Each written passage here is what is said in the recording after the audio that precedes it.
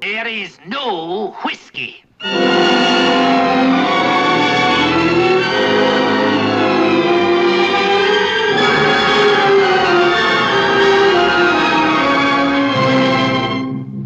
Whiskey, Uscaba. In Gaelic, they call it the water of life. And to a true islander, life without it is not worth living.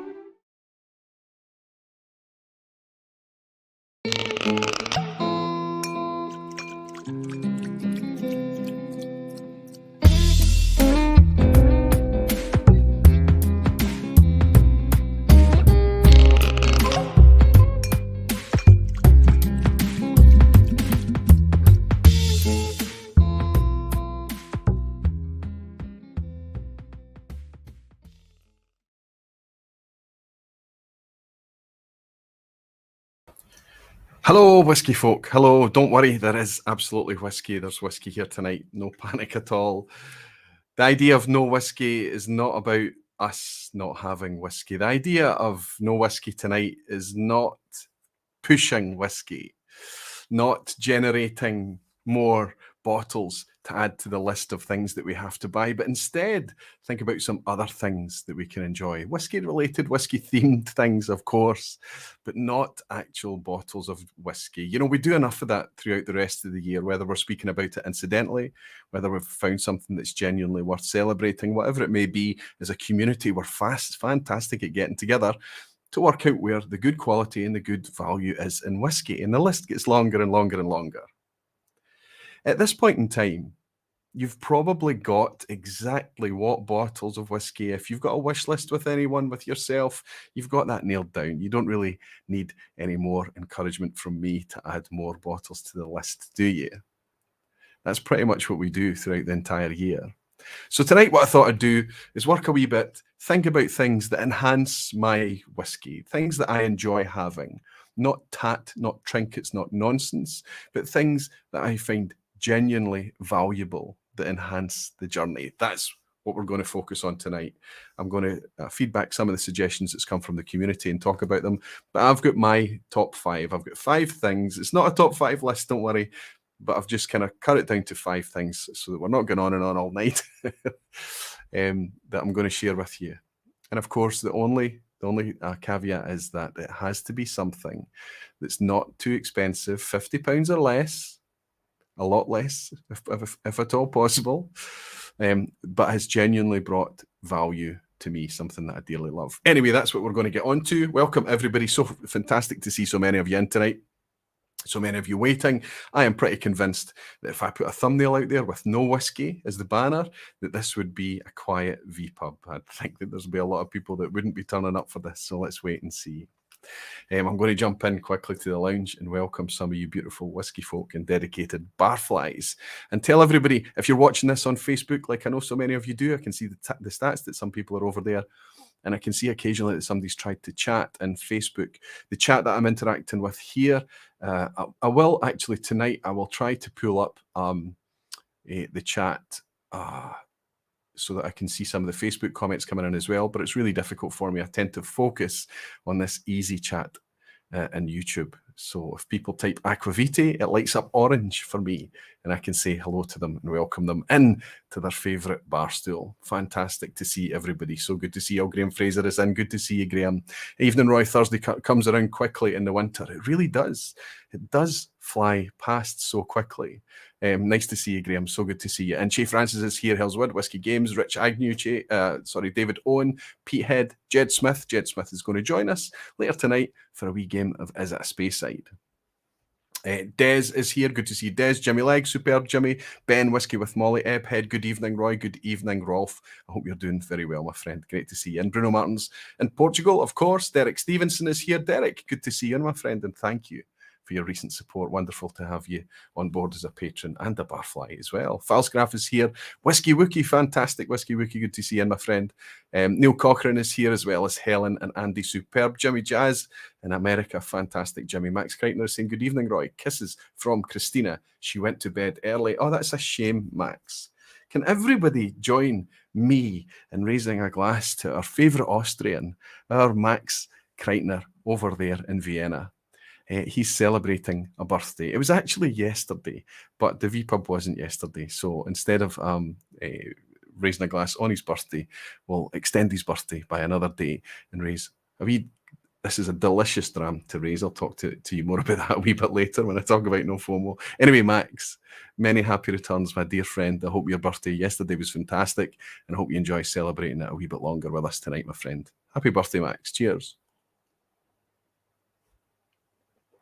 We won't share which birthday it is, mostly because I'm not sure.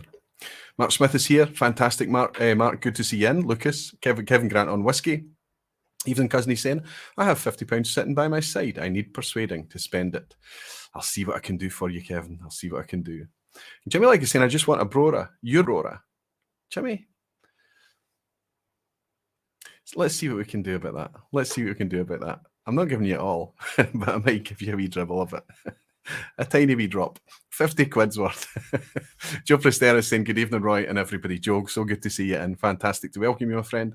Peter is saying, evening, Roy, good to see you again. Good to see you too, Frank. Ben Demon Hunter is saying, Slajava, Roy, and everyone. Jimmy Jazz saying hello to everybody. Lately, it's our Big 10, Talisker Storm, Boona Haven 12, etc. Gav Stram's in. It's good to see you, Gav. I just want to give Gav a wee shout out. He's starting to do his own wee whiskey sharing thing there on YouTube. He's just starting out. He's just getting to grips with it. But he's got the lighting and he's got the framing and the audio things. He's already starting off pretty well. And he's just sitting there behind a table talking about his whiskey. If you click on Gav Strams, you might want to go over and give him a wee sub. Excuse me. Sugar Kitty is here saying, oh, she's not speaking to me. It just jumped, I think. Sorry, Sugar Kitty, if you're trying to get my attention. Nice to see you in, and thanks very much to Sugar Kitty, Hellswood, Rolf, and anybody else that's in helping me with the moderation tonight. Lee J. Brown is here, JG, Gino Kumo, and Drew from Arizona. Hello, Roy. Great to see you. Great to see you too, Roy. And Matthew Bishop is saying, don't mention Domino's as I'm sold out. Okay. Okay. Seriously. It's down here, buddy. Look, whiskeygames.co.uk is going to come up. Maybe there's something else on there, Matthew. I'm glad I got my set of Dominoes from you, buddy, before they were sold out. Callum Muir is saying, I hope folk are buying more than a wee bit of whiskey for Christmas, or I might not have a job for much longer, Roy. See, the thing is that I think that the whiskey thing is going to take care of itself, and we've been doing so much kind of evangelizing about the latest and greatest over the course of the year, Callum, that I think it's just nice to take a wee step back and think about other things that either enhance the whiskey experience or give some people that don't really know about whiskey a chance to buy you a gift that you'll appreciate, or maybe just give you something that's not too expensive that you can put on your Christmas list and you're not suddenly, because the more and more you get into whiskey, you know, it can be tough to keep yourself to a budget. It can be tough to keep yourself to the well-priced things. I think it's all too easy to go for the single casks and the limited editions and things. And I know that Christmas is about that, maybe pushing the boat out a wee bit more, buying yourself a celebration whiskey or something. But I'm not going to influence that in any way tonight. You know, you've already decided what that's going to be. And there's been enough evangelizing about all those whiskies over the course of the year. So that's what tonight is about. Okay, fantastic moderators. The message heard for review. George L is in saying evening, Roy, and Whiskey Folk, and Tom Elmer is here saying good afternoon from Alaska. It really is afternoon over there. What are you, a full 8 hours behind us, Tom? Fantastic. Thanks for joining again, as always. I think Thomas Elmer is either in his Thomas Elmer or Ross Fudd. I think I'm right, Thomas. It depends on your mood, perhaps, which account you use. And Peter Box is saying hello, Roy, and everybody. And Richard Agnew is saying, yep, when we do the sums over the course of a year, we might give ourselves a wee fright. I do that, Richard. And I think this is going to be my most terrifying year ever. I use the channel as an excuse for that. I hope that's okay. Mark Slinger is saying, Roy, my friends and family are getting fed up of me making them gifts from whiskey staves. What you need to do, Mark, is you need to set up a wee Etsy store or something, or start to sell these gifts online. If you make these things and sell them, people will buy them. They're nice little things, like flight boards and things like that. If your pals have got enough of them, start to sell them beyond your pals. It's the modern world, Mark. Everybody can be an entrepreneur these days. Fantastic. I have to start with a wee bit of some sad news, actually, because one of our dear Barfly friends, Chris Banks, lost his brother this week. His wife June reached out to say that he probably wouldn't be joining us tonight, but hoped that we could maybe raise a wee glass to say that we're thinking of Chris and we're sending across love and strength. Chris, I've come to know you. I've come to meet you. I'm very sorry to hear about your sad loss, my dear friend. I know you'll be struggling, but I think all the Barflies here will join me in raising a wee glass to you to send out some hugs, strength and love, and hope that you and June are doing okay despite it. I'm sorry to hear, my friend, you lost him far too young. Cheers to you, Chris. We're all thinking about you. Slanchiva.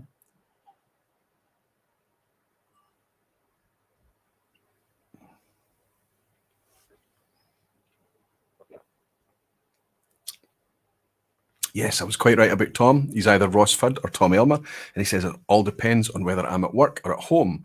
Ross Fudd at home. So Thomas Elmer is tuning in from work. I hope that's okay, Tom. Nice to have you. Whiskey Works Graham is saying Dalwhinnie 15 is a great dram for sub £50. I agree. 15-year-old age statement as well. We often forget how good that Dalwhinnie can be. And despite its chill filtration and 43%, it can often have a lovely textured mouthfeel as well. Everybody's sending lovely Glencairns and condolences and wishes to our friend Chris Banks Wildlife. Good stuff. So what do we do then? It's often said that the absolute worst person that you can ask for a whiskey recommendation is a whiskey geek. And that makes perfect sense, doesn't it? We get to the point that we become so excited about the latest and greatest in the things that we kind of forget that, going out and spending £50 on a bottle of whiskey to so many people, to the majority of people, is absurd. It's ridiculous. Whereas to us, that can often be an entry-level product. So when people are in our lives and they know that we're into whiskey, they'll probably just go in and just pick up a bottle of whiskey, but they'll pay a price that they think is quite expensive to get quite a good one. And they're often just kind of, maybe if they do something clever, they'll go into a specialist retailer and ask for advice and get some good advice. But more often than not, they'll maybe just pick something up, and it's perhaps something that you've already had or you've got on the shelf or whatever. So isn't it nice if you're able to give them ideas that might be nice? That's a very small thing to ask for. If you ask me, if I'm trying to buy you a gift and you tell me what you might like, that's amazing. That helps me a lot, because so many of my friends have just got what they need. We're all at that point in our lives, for a lot of us, that, we're going to get by just fine, So it's nice to have these wee thoughtful things that can potentially, like I say, help our whiskey journey. I will share a bottle or two and the only reason I'm going to share them with you is because I'm quite surprised at how quickly they're dropping. You know how we talk about the scoring thing? Whether it's 5 stars or whether it's an A, B, C, D, or out of 100 or out of 10, whatever the scoring system is. The best scoring system is how far that bottle level drops, right? That's a measure of how much you're enjoying the whiskey. And I noticed that there was a couple of bottles in a collection that are within the remit tonight, good low-cost bottles, widely available, that are actually nice wee things. And one of them I haven't spoken about before, but I'll leave that right till the end. We'll talk about the wee gifts first. Connor Smith is saying it tends to be answered with, oh, this one, actually this one, no, this one. Yes, okay. It's difficult. Whiskey Novice is saying, hello, lovely people. Hello, Roy. Just popping in. Can't hang around tonight. Good to see so many. And Jim, I'm looking forward to welcoming you next week. I'll tell everybody what's happening there. This will be my last solo vPub until the end of January next year, I think. I think we're all booked up till way into January now.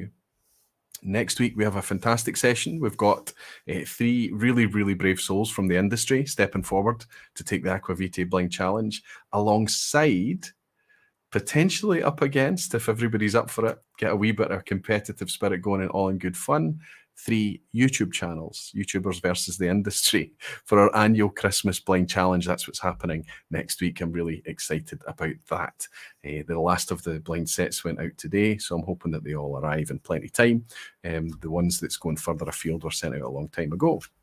The week after that, which is the 23rd, actually, the night before Christmas Eve, it'll be just a wee celebration. It'll be a short vPub, or actually it'll just be the vPub. It'll be however long it takes. But the idea is to bring in some fellow creators, some other YouTube, some channels out there on YouTube that I don't get a chance to connect with or invite in very often, and just ask them about their year, a highlight of the year, raise a glass together, what's in the glass, what are they looking forward to drinking on Christmas Day, and what are they looking forward to perhaps for next year, that kind of thing, and give you a chance to see some other YouTube channels that I think are bringing some fantastic content, and some of them will be quite new channels. I hope they're all, or some of them at least, are able to join. The thing about YouTube is that we're all located right around the world, so time zones can often be a wee bit of a challenge. There's a few channels out there that are on a really tricky time zone, and I'm asking them to get up either in the middle of the night or very early in the morning to join me. But that's the idea, just as we go into Christmas. And then at the end of the year, on the 30th, we'll have a celebration and a summary of 2022. We'll talk about my producer of the year. We'll talk about my whiskey of the year, and all of those things just for fun, and just have a nice celebration of community. We'll go out with a wee bit of a bang on the 30th, celebrating all of this and all of you guys. George Ellis saying, I need a float switch on my Deanston 12 bottle to keep it topped up. I know, I feel the same, George, about so many of mine. That's a good thing. And I know that it's crazy because, we're tearing through these whiskies and we're like, oh, look at the level. But when it's a bottle like the Deanston 12, that's £40, £35, where there's not too much anxiety to replace it, that's an enjoyable thing. It's going to be available. You're going to go back and have a consistently good experience with it on modern releases of Deanston 12. That's actually a positive thing, and I'm glad you're enjoying it. Danny Hebbington is saying, tried for the first time at the Glencadam 10 you had last week. That would make a great gift for the money. You're taking the words out of my mouth, Danny. Absolutely. Glencadam 10 will make a small cameo appearance a wee bit later tonight again. It's absolutely terrific stuff. It's one of those float bottles as I think it was George. Was it George that was saying earlier? He needs a float in it to keep topping it up. Falscraft is saying, oh, damn it, will there be a Sylvester YouTube almost? A Sylvester YouTube? Oh, you've lost me there, buddy. I'm not sure. Are you talking about the 30th? The celebration on the 30th? He's saying superb. Fantastic. Okay, let's get into the first kind of gift. And I put a post out on Twitter, and I got lots of responses back. I don't usually get that much interaction on Twitter. Thank you all very much. And I put a wee post out on a community tab on YouTube as well, just to ask people, what would you like to have? What would you consider as a whiskey geek, as a whiskey enthusiast, as a whiskey drinker person? What would you like? What would be not a waste for you? And it was interesting to get some of the feedback and the answers. But nobody suggested this thing. And I'm quite surprised, because I've pushed people for this in the past. I've said, look, think about this. I think the reason is that you can simply just take this thing from the web for free and you can have it. I think that's the problem with this thing. However, if you actually have this thing, it's nicer to have and hang on your wall. Can anybody guess what I'm talking about?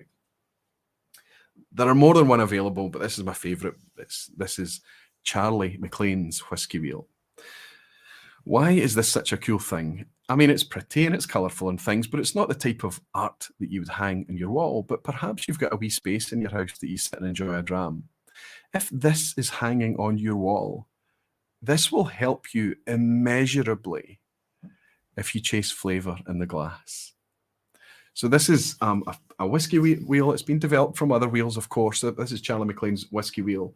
And there are other on a theme that you can get. There are different takes on this thing, but they all do a similar function. Some of them folk prefer others over This one, or maybe this is like mine, this is one of my favorites as well, just because it's pretty attractive too. And it's fairly simple. It doesn't drill down too narrow. I don't think you need it to go that far. Because you've got these main kind of groups, these groupings of peaty, woody, winey, off notes, grainy, grassy, fragrant, and fruit, that's enough. So if you get your glass in front of you and you're kind of searching, you just go round the whiskey wheel that's hanging on the wall there. Am I getting any off notes in this? Not really. Am I getting grassy? No. Fragrant? A wee bit, yes. Fruity? Absolutely. I'm getting citrus on this, lots of citrus.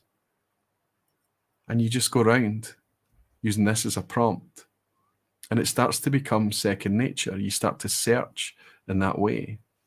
Here it's got a section on texture, on some nosing effects, some primary tastes, and it's also got a colour chart as well, which I don't actually really use. But if I use this colour chart tonight, I would say we're close to Australian Muscat or Old Madeira.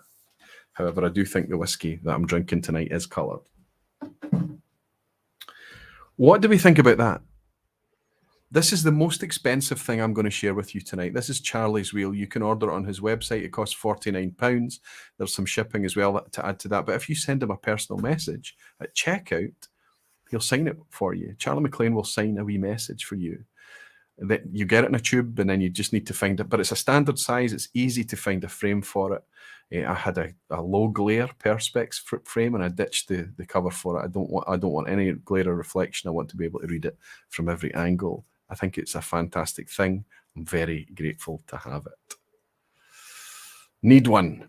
Gotta go. Peace, everyone. Oldest is having their first basketball game. This is Ben Demon Hunter, so I'll probably not be able to return back in time. Slanchava, everybody. You might be surprised, Ben. Listen, hope you have a great time with your oldest at the game. Thanks for dropping in. Jimmy Legacy saying, I don't like to search. What comes to me comes to me.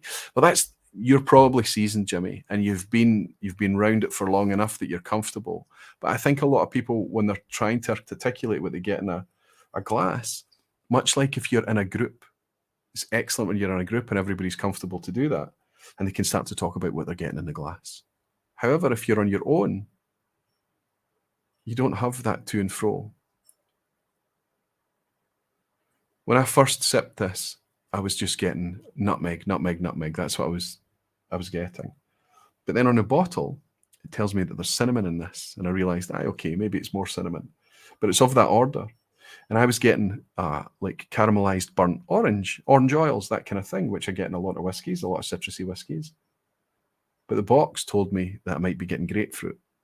Okay, I can get that too. So you need sometimes something to help you get if you're interested, Jimmy, if you're quite happy sitting back and saying what comes to mind.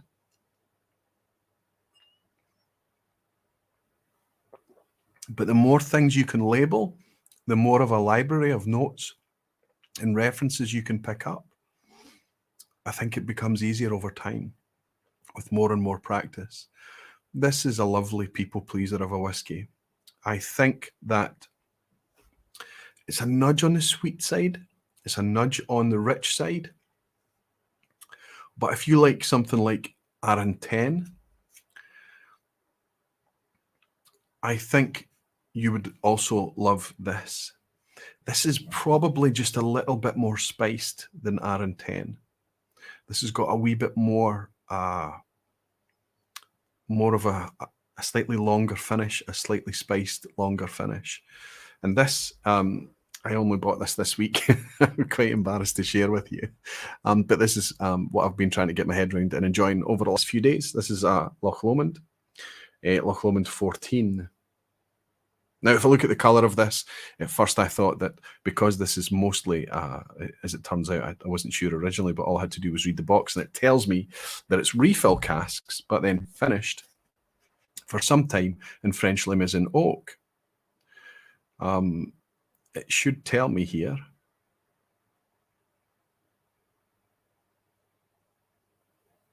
Yes, it is then matured. Okay, so it It's then matured in refill American oak casks before being finished in French Limousin oak for up to 12 months.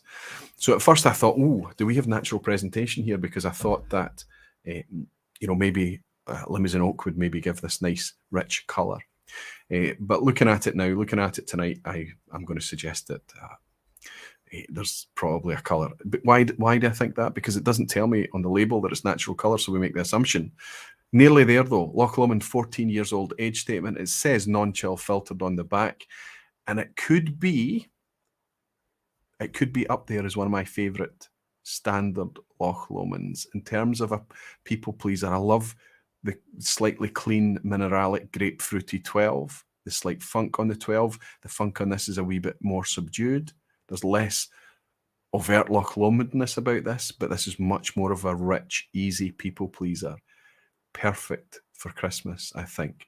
And that French oak, I think, is what's bringing that lovely, lovely spice on the finish, especially the thing that I thought was nutmeg, but it's clearly cinnamon and other things to the folks at Loch Lomond. I have to say it's a decent dram. If any of you have tried it, you'll probably be able to tell me what you think of it. Anthony Dunn is saying, hi Roy, hard to believe it's Santa time. No whiskey tonight. Having a wine to keep the palate on its toes. Sample from friends to look forward to this weekend. What whiskey would you want? Ice to an Eskimo. Well, it's never ice to an Eskimo for me because I'm always chasing the next thing. So the only whiskey that I would want is something that I don't have or I haven't tried yet. That's what's tricky for folk, I think, though. Next, Gascoigne is saying, how about an Isle Edition Monopoly board game? We had a rule where rent can be paid in drams from the distillery. It can get a bit messy. Nick Gascoigne, that's a brilliant idea.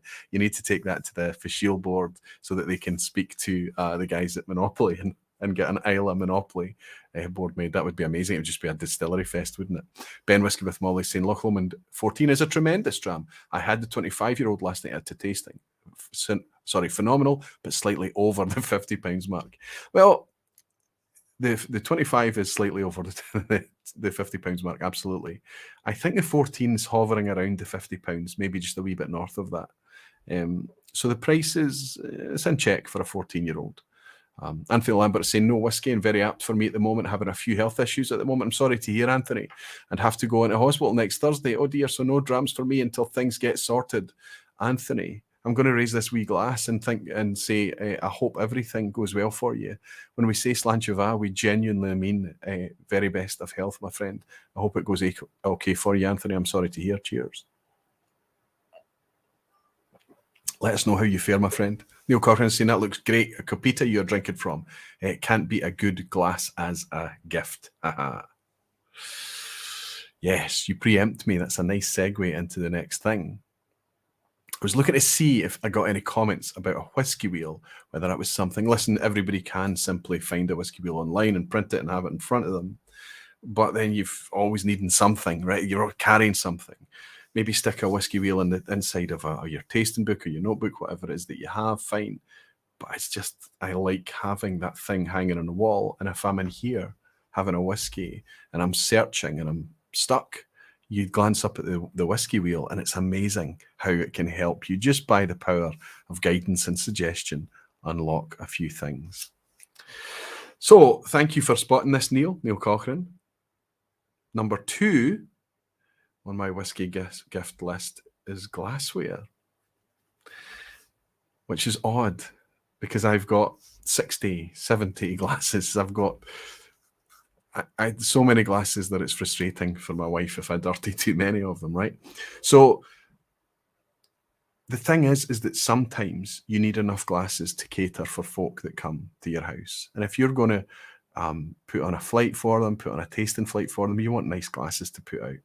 You want them to have the full experience. So you don't want to be having, if you're sharing whiskey, it doesn't matter what glass it's in. Honestly, it doesn't. If you're sharing and drinking whiskey, whatever vessel you've got to drink out of, please. Short of a straw in the bottle, okay? But honestly, the saying goes is, if it's whiskey in a paper cup, if it's that or no whiskey, give me the cup. However, if people are coming to your house to sit with you and learn about whiskey or to appreciate whiskey with you, and you're going to kind of guide them, you're going to do the thing that we talked about last week, the evangelizing thing, and good glassware is going to help the ceremony of it all a lot. These are not very practical glasses, okay? These are not, I mean, let me grab a Glencairn. I want to talk about Glencairn for a second.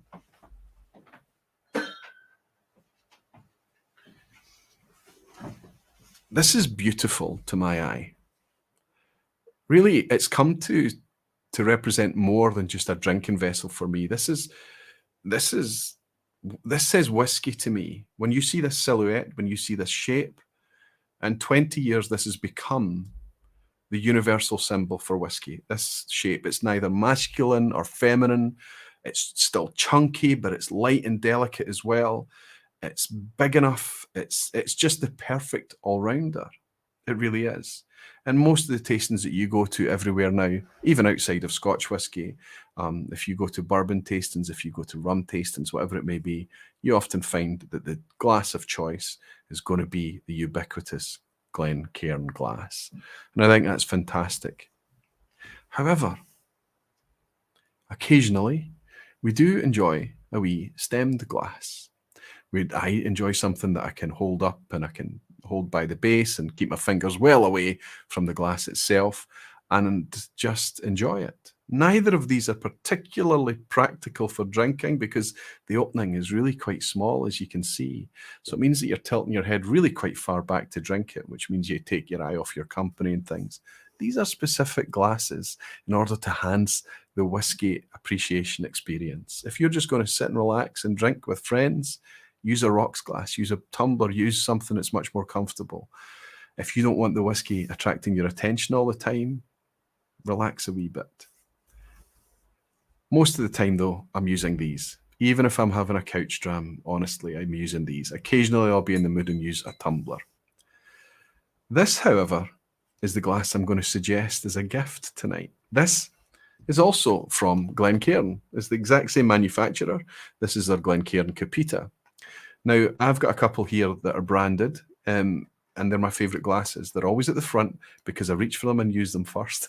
So they get dirtied first, and they're probably the last to get put back in, and they always kind of sit at the front. So today, the Glencairn shop is closed next to me. The factory and the shop is very, very close to me, 15 minutes away. So I drove over there. The shop was closed, but a wee phone call first, and I managed to get a wee package put aside for me so that I could drop in and buy half a dozen of these. Now, these are Glencairn Crystal still. That lovely singing sound that they make, right? The same as the Glencairn glass. And I think online, these are about £5 or £6 each. So you can get a flight of these for £25, £30 for 6 glasses. Lovely, elegant, fairly chunky, good quality glasses. That are inexpensive enough that if you break a few, it doesn't really matter. A lot of people have been asking me about the glassware that I'm using, and you can go online to places like Urban Bar. I had one of their glasses sitting around. It's gone. It's over the back here. I was using it before we went live.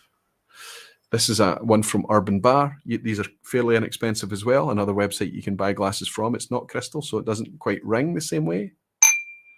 So you don't get that nice ring that you get from crystal. I love it. So there's lots of drinking vessels that you can use, and I think that's a good gift because any whiskey lover, they're going to go through glasses, and they're going to like having a lot of glasses there because they're going to hopefully share their whiskey when folk come round. Glencairn Good Whiskey Glass, Copita, the glass of God, says Neil Cochrane. You would know, Neil. I think you're in the game as well, aren't you? Daniel Vermas is saying, good to see you, Daniel. It's feminine and we want to smell it, but take care of it. Otherwise, you have a headache. I think that this is perhaps, if we talk about it, this is perhaps a more kind of delicate, maybe feminine thing. But I think you've struggled to define a Glencairn because it's got quite, I don't know, it's got a feminine shape and feel to it, but a really quite chunky masculine. And if you've ever thrown this or dropped this, you can be amazed at the durability. The amount of times I've dropped this and it's bounced, not particularly this glass, but Glencairns in general, these are a wee bit more fragile, especially in a dishwasher when they're hot. Let them cool before you take them out. That's my tip. Any glass, not just this. Cheers.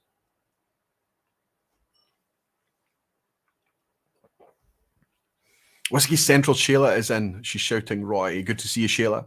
Graham Fraser is saying, I still use one of the first ever Glencairns I bought at Royal Mail Whiskies in the early 1990s. It's much thicker glass, but I still get nostalgic. Fantastic. And I think that, wow, was Glencairns even out in the early 90s? I think Glencairns were late 90s, 2000s. And there was a different style of glass that they used for the first issues, and then they quickly changed. Jason McDonald is saying, love the Capita, but they're so fragile.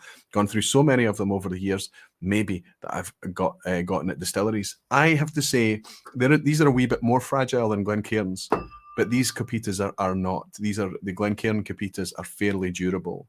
They feel good in the hand. They don't feel fragile, thin, or weak. You can kind of rattle them around and things. They're a wee bit better, but they are not as durable as Glencairns. You're right. Red Mordecai is saying, I used to use Glencairns or Capitas, but recently I've been really enjoying the Spiegelau premium whiskey snifters I bought at Ardnamurchan. Really elegant. We get in moods, don't we? We get in rhythms, and we start to find something that we really enjoy. I remember a few years ago, SMWS used to do this really squat little stemmed snifter glass. The very, very tight opening, a very narrow opening, but I liked it. And that became my favourite glass right up until I inevitably smashed it. So we do work our way through it. Multi-Mission Menno saying, Capita works best for me when I want to really discover what a whiskey has to offer. Although I'm very curious to try that 1920s blender's glass. Heard that really changes the experience. The blender's glass is fabulous if you've only got a little amount of whiskey and you want to, so something that's really precious and you want to maximize, get the most out of it. So you've only got little tiny amounts. It really does that. But the blender's glass is one of the most fragile, one of the most difficult to drink out of. It's got such a narrow opening with that big bowl, a very narrow, everything about it is fragile. I've got one, thanks to Andy Purslow, our baggie. I had one before that, and the head just snapped clean off it. The bowl separated from the stem. And I wasn't being particularly aggressive with it. So they can be fragile, but they're difficult to beat if you've only got a wee drop of something really precious and you want to get the most out of it. Saxo Scott, that looks like a new name. The classic Glencairn reminds me of a still. Prefer the Capita, like you, though. It's just where I'm just now, Saxo Scott. If I'm doing flights, if I'm sharing whiskey when people come to the house, or if I'm just kind of kicking back and relaxing, a Glencairn is probably what I reach for most of the times. But if I'm having something nice, and yeah, there's a wee bit of ceremony with a Capita. And I like keeping my grubby fingers away from the glass as well. And Reb is also saying, I also have some very old Glencairns from Dalwhinnie and Glenmurray from the 1990s, and they are indeed a lot thicker.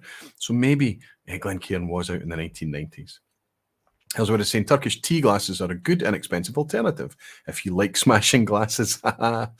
Yeah, I do love that look of a Capita. I feel it's more premium, but you'll never go wrong with a Glencairn. Glencairn's like that solid, dependable, durable.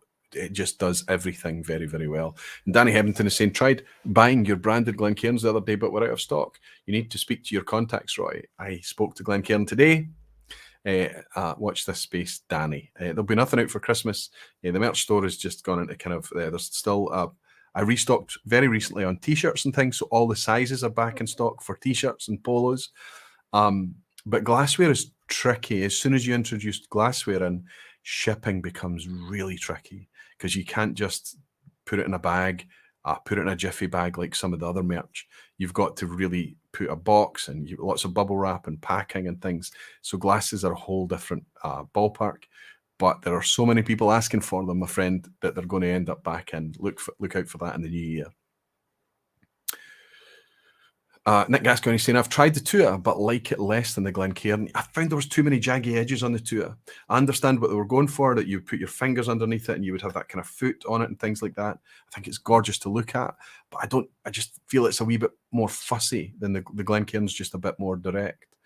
Capita is a little too whiny for me. Says Jimmy Legg. Richard Agnew saying, do we need some Copita emojis now? But Jimmy's right. I mean, a Copita doesn't necessarily shout whiskey, does it? It does when there's a brown liquid in it. But look at this. Without anything in it, that tells you whiskey.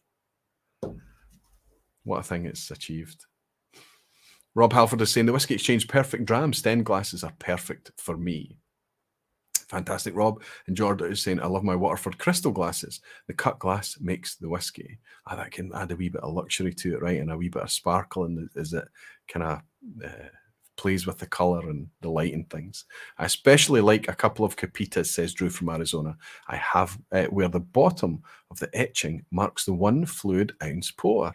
Yes, I am a bit of a nerd. I have those too. The Abbot glasses I have, you know, the measurements marked on the side.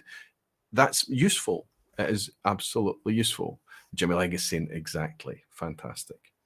Listen, I'm gonna go into, before we play a wee game of Is It a Speyside, I'm gonna go into the obvious Christmas gift thing now.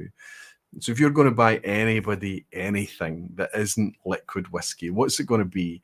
What's the most obvious thing? What is the thing that people shouted loudest is the most popular answer? It's fairly obvious. Daniel from Mass is saying whiskey in the Capita looks like a glass of Tokai Asu. Oh, does it? Well, I can guarantee you it tastes very much like whiskey. Luna Aaron is saying, good to see you, Luna. She's saying, I actually prefer stem glasses for a gift. I really like engraved glasses with a wee personal picture. See, that's a good idea. Adding a wee bit of thought and personal touch. Chris Key, that looks like a new name. Chris is saying Glascairn is like an old Mercedes, a classic. Aye, that's a good way to think about it. A classic that's only been going for a couple of decades. It's quite amazing. Andy's just bought me some Nude Island whiskey tasting glasses, says Helen. Very slim and elegant. Fantastic.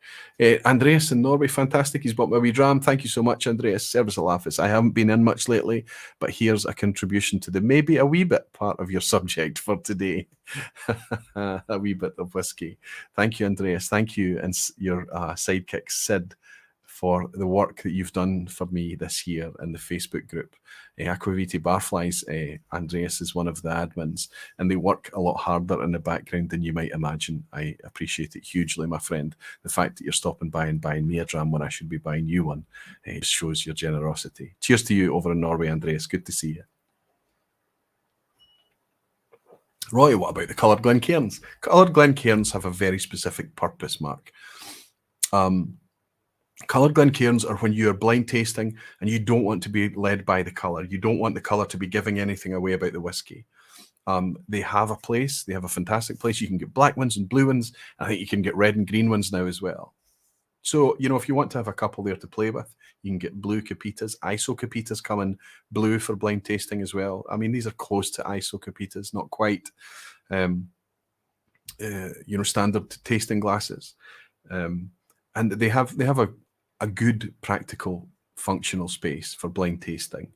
But for us, when we blind taste, I think that part of the experience, what the reasons that we're blind tasting, we want the colour to speak to us a wee bit. We want to use the colour. Because even if it's been adjusted, if it's had colour added, they had I think they're trying to suggest a richness or something like that. So, you know, especially if it's a natural whiskey, we want to be able to appreciate the colour, I think. I do have blue glasses. I have one black glass, and they're kind of cool to use for very specific purposes. But yes, that's kind of my take on that. Whiskey Radar saying, we need the Aquaviti glass holders in the merch store like the ones you get at whiskey conventions. Ah, okay, the ones, the lanyard that goes around your neck. I did look into those. It's a good idea, Whiskey Radar. It is. I don't know how popular they would be, but maybe get a small batch in or something. It's a good idea. Anthony Lambert saying, I love remembering back to the 1780s Christmases, my father and grandfather drinking their bells and grouse out of big, chunky tumblers. I still get a kick, Anthony, out of doing that today. Alistair Grace saying, new lights for the IKEA shelves in case one goes pop. Right, can I just read out some of the suggestions that we got from the community? Because they're amazing. And one of them was Alistair Gray. He's saying the thing that he wants is new shelves. He wants more shelving space. That's exactly why I'm not going to be talking too much about whiskey tonight, right? Because it gets to the point that we don't have the space and the storage for all this crazy hobby that we have, where we chase the flavour, we chase the variation and the variety. And it is amazing. Alistair Gray is looking for not only more IKEA shelves, but lighting for them as well. Sabrina Benoit had a great idea. Sabrina said, A club membership would be a good idea. Now, if you've got a club near you that charge a membership and it's open, fantastic. I think she was also thinking about SMWS or something like that. Judge the value first, depending on where you are. Are you near a venue or something? How much are they charging where you are to join? But a club membership, if such a thing exists near you, might be nice. One of these subscription services where you're getting drams that you can try monthly. That might be an interesting thing, depending on where you're the giftee is on their whiskey journey. Somebody that's a bit further down the line, the further down the line they get, the less benefit that's going to be. But somebody that's kind of starting out or in the middle of their journey might get a lot of benefit from that very thing. Chris Witham on Twitter said a water dropper set. Maybe something like this that I've got here with the small kind of warrior glass from, if you're in the States, you would want to get this from someplace like the Scotch Test Dummies site, where they sell these. The Angels share a crystal water dropper. If you're in the UK, you can buy it from Angels Share Glass. They do it straight direct to you. And there's lots of people do their own kind of branded versions of it with the stave branded and the glass branded and things like that, distilleries and things. That's a nice little set.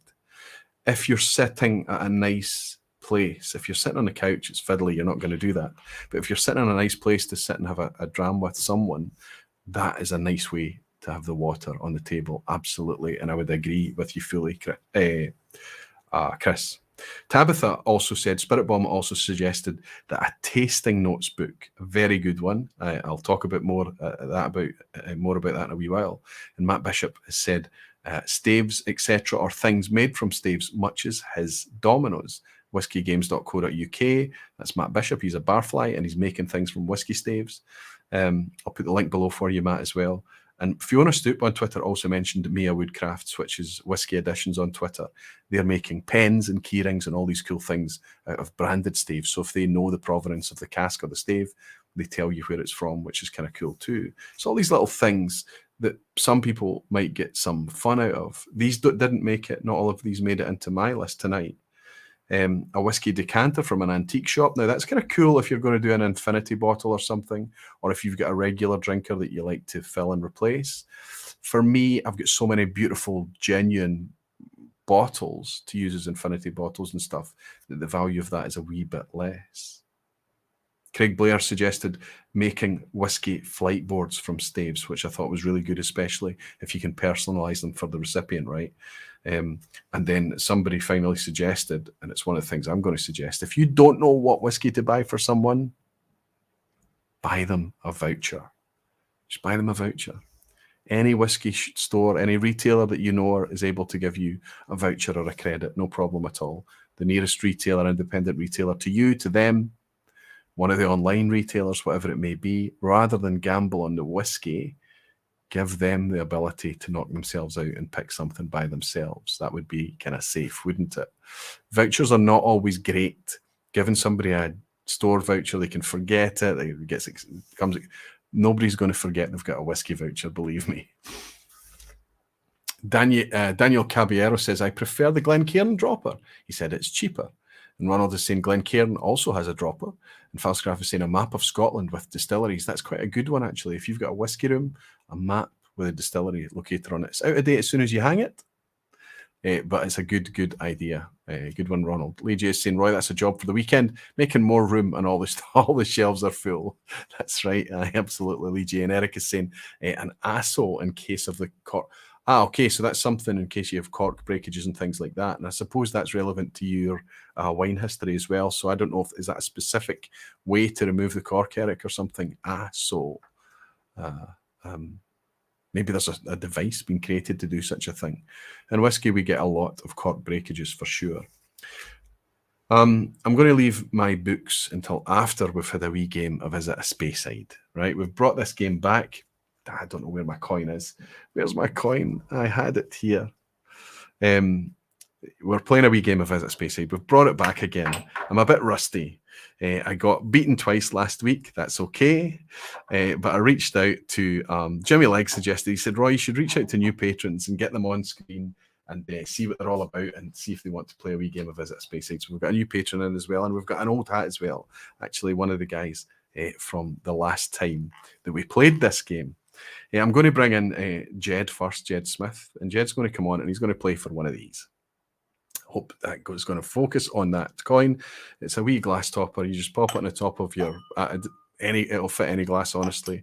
Most whiskey glasses, you pop it on the top of your Glencairns, your Capitas, whatever it may be, and it just holds the aromas in after the whiskey's opened up for a wee bit, just so that you're ready to kind of nose the way they really come into their own.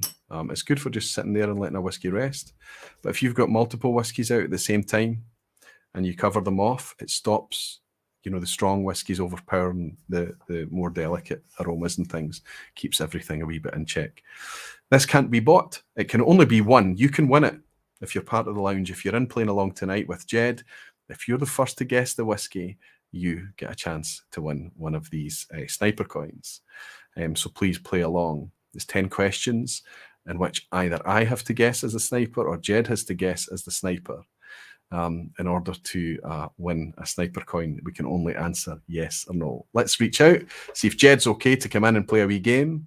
Are you ready? He is. Fantastic. Let's bring in my friend Jed from the east of Scotland, from over in Evening. Jed, good to see you, my friend. Good to welcome you back behind the bar. Thank you. No, it's good to be back. It's appropriate that you're here as we start this thing back up again, because as we wound it down back in springtime, you were one of the last to play. Mm-hmm. Can you remind me of what happened? What happened, Jed? You correctly guessed a Glencairn 15. Oh, wow, I won. It was a win for me then. That's a distant memory because I'm battered and bruised after last week. So let me ask my friend, what's your plan this time? Am I guessing or are you guessing? You're guessing, yeah. I'm guessing again. I'm the easier option, yeah. I've got the tough gig. Okay, Kim Grant and Whiskey saying I just bought a bottle from the 70s, pulled the cork, and it crumbled. Had to then pour it into another bottle. Whiskey is still good and enjoyed the first dram. That's right. Well done to you, Kevin. You and I have done that together in this very house, Kevin, haven't we? When we've uncorked things, it sometimes happens. I think the Glenkinchie that happened with. Anyway, buddy. Okay, I'm guessing. I better get my I should have practiced a wee bit after being so rusty last week. So that means that Jed, off screen, he's got a bottle of single malt Scotch whiskey, Jed, right? Yep. Core range. And I've got 10 questions in order to guess what it is. If Jed wins, he gets a coin, and you guys can guess along. The first that guesses in the lounge as well can play too. Okay, my friend, let's pull up. I do have the countdown this week, so we are going to be able to keep count, which is excellent. And of course, I'm going to ask, is it a Speyside? No. Not a Speyside. Is it a Highlander, Jed? It is. Ooh, good. Now, what's interesting is recently we've been using Dalwhinnie as the centre point on the map, and a lot of books, most of the books, have decided that or define Dalwhinnie as a Speyside. No matter. If we put Dalwhinnie in the centre of the Highland map, is this distillery north of Dalwhinnie? No.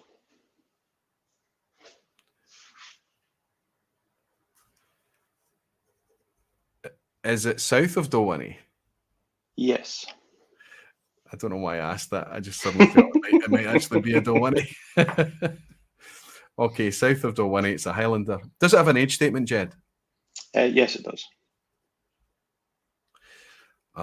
Okay, I've not been keeping count, have I? So I did say no, it's a Speyside, a Highlander.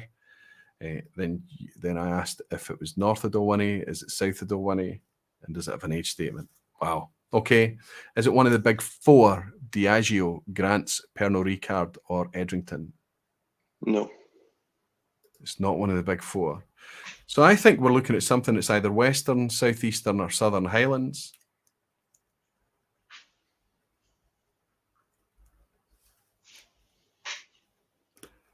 Is it a Glen? No. Damn. Now I'm struggling.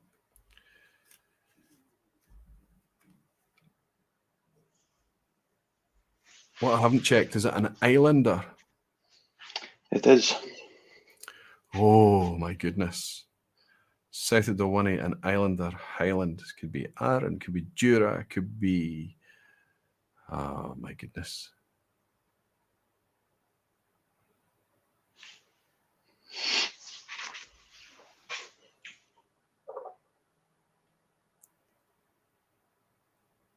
Is it an Arran, Jed?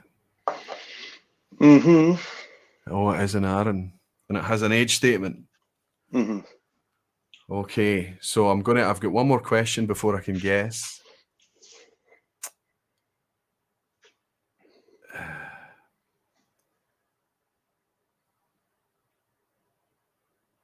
Is it less than 21 years old? No. Is it Arran 21? It is. You got it right on the line. Oh, yeah, beauty. Oh, yeah, beauty. Saved. Oh, my goodness, I can't tell you. That feels quite good. I'm really surprised how nice that feels, actually, Jed, honestly. I was nowhere until I worked out. I hadn't checked out if it was mainland or islands, and then I managed to get it back. I was swithering whether to go to Arran because Helen and Andy went there last week. And then Aye, that's right. That's right. They had the Robert Burns, didn't they, last week? Yeah. So I got it off you at the very, very end. But listen, if you haven't won one yet, I think I probably sent you one for an appearance, right? No. So I'll send you another one as well, Jed, for appearing tonight, my friend. Thank you very much for being brave enough to step forward. Sorry. Oh, where is it? You won this last time, but I've still not had a chance to meet up with you to hand it over. So it's still here. It has to be handed over with a wee handshake, doesn't it? Absolutely. Yeah. Listen, this thing has to get out of the way so that we can get back to meeting up again, buddy. That would be amazing. That's a fireman's coin that Jed held up there as well. He's not on call tonight. We did check. Does that mean you're able to hang about until the end, my friend, and maybe drop a quiz at the end? So, honestly, Jed, thank you so much. Well done. I wonder who won it in the chat. I've been trying to keep a wee eye as well. Let's see, Arran 21. Oh, there's lots of people saying Arran 21, Arran 21, Arran 21. That looks like Yash we got in quite. Oh no, Daniel Vermaas got in before him. Danny Hebbington got in before Daniel. Whiskey Radar Roland. Well, for sure, maybe Whiskey Radar Roland. Somebody's won it. Jed, I look forward to seeing you a wee bit closer to the end, my friend. Yeah. Well done, buddy. Cheers. Thanks. See you in a bit. So I've also now got a fairly new member to the Barfly team. You might recognise him. He's certainly been benching the content over the last few weeks as well, but he's a very recent patron, and it's nice to head over the Atlantic now to welcome in our friend Scott Pascoe. Scott, how are you doing? You may be muted. I hope you're... Oops. Technical difficulties. There you go. No, that's always old the way man difficulties. Where are you coming in from, Scott? Introduce yourself. North Carolina. North Carolina, fantastic. Yep, in the Charlotte area. So that's kind of eastern, right? It's central East Coast. Yeah, absolutely, fantastic, superb. So you're only 6 hours behind us? 5 or 6. It's 5:44 here. So good. Nice to be introduced to you, Scott. It's nice to meet you. I have to say, I've noticed you're benching past vPub quizzes like a crazy man, right? I am. I'll sit there at work and watch your VODs as kind of the white noise while I'm working. Sure. And when it gets to the quiz part, I stop and I sit and then I follow along with the quiz. And they're kicking my ass. They're really tough. In some of these cases, it's just so far beyond my knowledge yet. I'm just not there. Yes. But I'll get there. I'll get around to it. I came up the other day. I got one 7 out of 10. I was real happy with that. Oh, 7 out of 10. That's not getting your ass kicked. That's you kicking ass. That's an amazing score. But the one before that was 3 out of 10. So listen. I took a quiz this summer when Sheila held the vPub. She was guest hosting, and I was on holiday and I tuned in for a quiz and I did it quietly in the background and I scored 4 out of 10. Oh boy! So listen, you only know if you know. You only know if you know. These are tough, and I think tonight's quiz will be a wee bit crunchy. I think it's a tough one tonight, Scott. But thank you for that. Thank you for participating. Thanks for your recent support, and it's nice to see you as a positive part of the community, my friend. You know the rules of this, don't you? You've seen enough of it for now. You know what's happening. So I'm just going to ask you, Scott, who's sniping and who's the target? I'm asking. I have the bottle. Okay, so you've got the bottle hidden off screen. So I've got 10 questions to work out what it is. Sir. Okay, let's pull up this wee countdown again. And I'll start by the obvious route, Scott. I'm going to ask you, is it a Speyside? It is. Oh, we've got a Speyside tonight. Fantastic stuff. Yes, it's been a long time since we've had a Speyside, I think. Oh, I love the Speyside. Okay, a good thing to ask if it's a Speyside then is it one of the big four? If you know the owner, is it Diageo, Pernod Ricard, Edrington, or Grants? Yes. It is. Oh, wow. Okay. One of the big four. Is it a Glen? No. Big four, but no Glen. Does it have an age statement, Scott? Yes.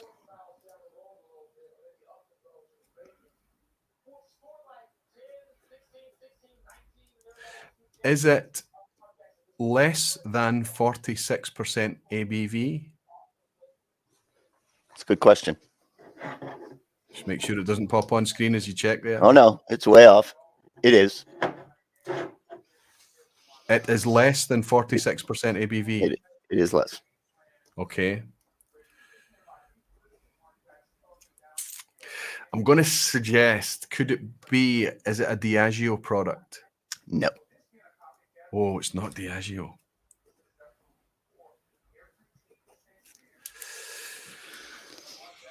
It's one of the big four.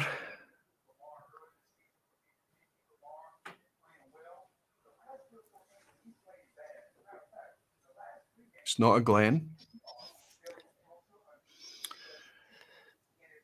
Scott, is it a Macallan? No. Oh, no. No, I'm in trouble.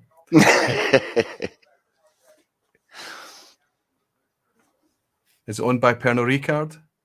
Nope.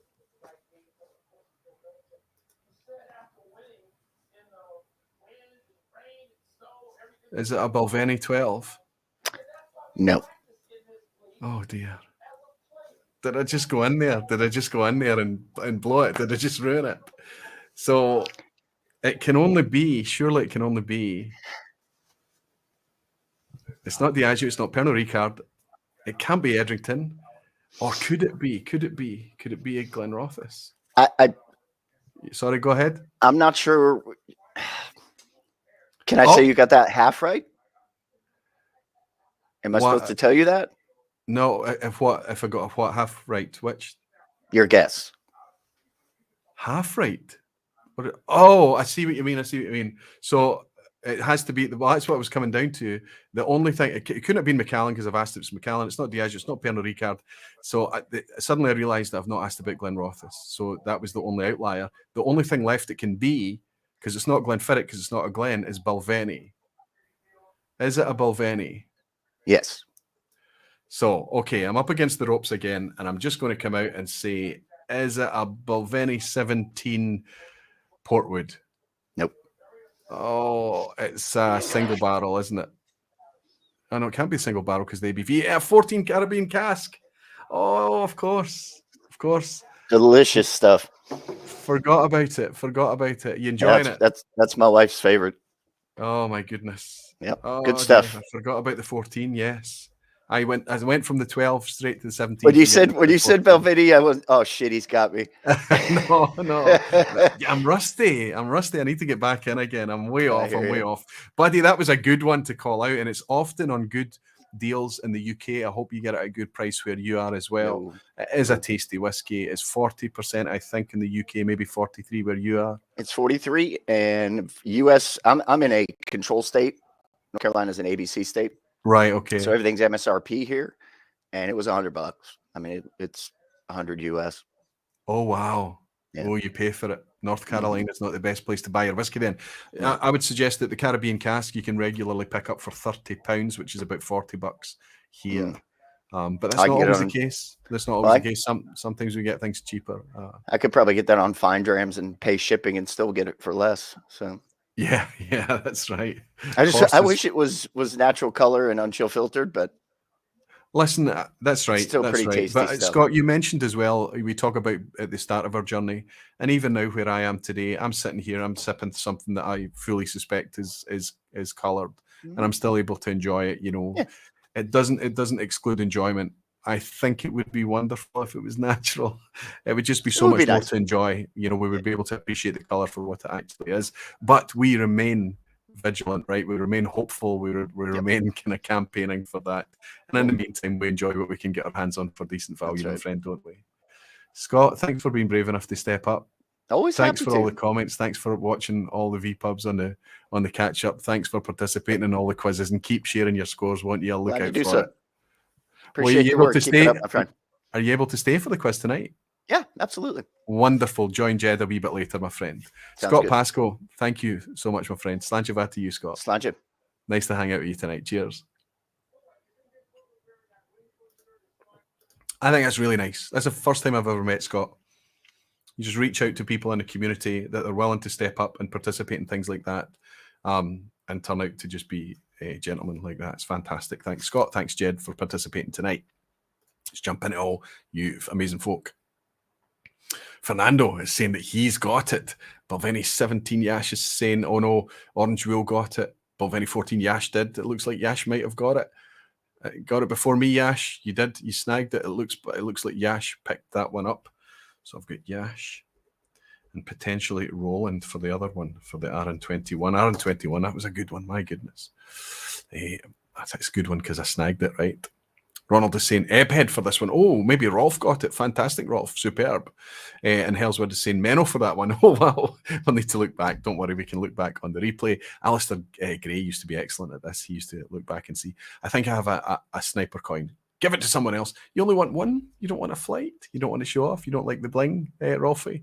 No problem, my friend. You just let me know who I should give it to. That's actually one of the reasons I stopped playing, is that, you know, so many people, it was the regulars that were obviously winning and things like that. So you give it a break for a wee while, let the core ranges freshen up a bit, inject a bit more fun back into it as well. Scott Pascoe saying thanks, that was fun. You're very welcome, Scott. Superb.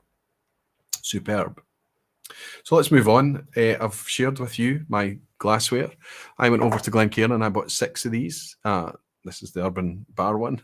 6 of these Capitas, half a dozen. And I have to tell you, if you turn up at Glencairn, you get it even cheaper. You don't pay the online prices.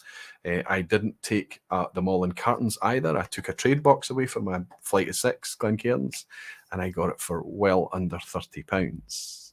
So really good value as well. Charlie's Whisky Wheel, I think it's one of the most valuable things that hangs on my wall. Honestly, I think it's a real thing for me. But we go on to the most popular thing that everybody was coming back with. So many people saying books, books, books. We can't go wrong with books. I have a vPub topic to do on books, and it's never been covered. I've never just, one day we'll get there. We'll talk about whiskey books. There are whiskey books out there that are absolute gems, honestly, really, really good books that you use time and time again. One of them I'm going to mention tonight, of course, but there's a couple of books that I've found recent books that I think are worthy of a mention, and I want to share 2 or 3 books with you as my third gift recommendation. Elsewhere is saying, still learning the moderators thingy, lol. Yash is saying, I think Graham Fraser got it before me. Wow. And Ben is saying, Ebbhead won that one. So there's a lot of, we don't know who's got the Balvenie 14 sniper coin this week. I thought you stopped because Scotland was getting low on acro, Roy. Acrylic, yeah, it might be that as well. We might be struggling to get supplies of acrylic across after post-Brexit. Okay, the first book I'm going to share with you, not as a book that you would use as a handy guide. This is a book that you would sit down and you would read from cover to cover, thinking you're reading it for one reason, and you would finish it and realize that you've learned a hell of a lot more. This is Nick Morgan's book. There's quite a cool story behind this. This is Johnny Walker's A Long Stride. Now, Nick Morgan was 30 years at Diageo, thereabouts. And the story goes that, or I understand it to be, this is an anecdote, don't quote me on this, that annually, as part of the kind of annual performance reviews or whatever that Diageo would do with their team, Nick Morgan was asking, campaigning his employers to be able to write this book.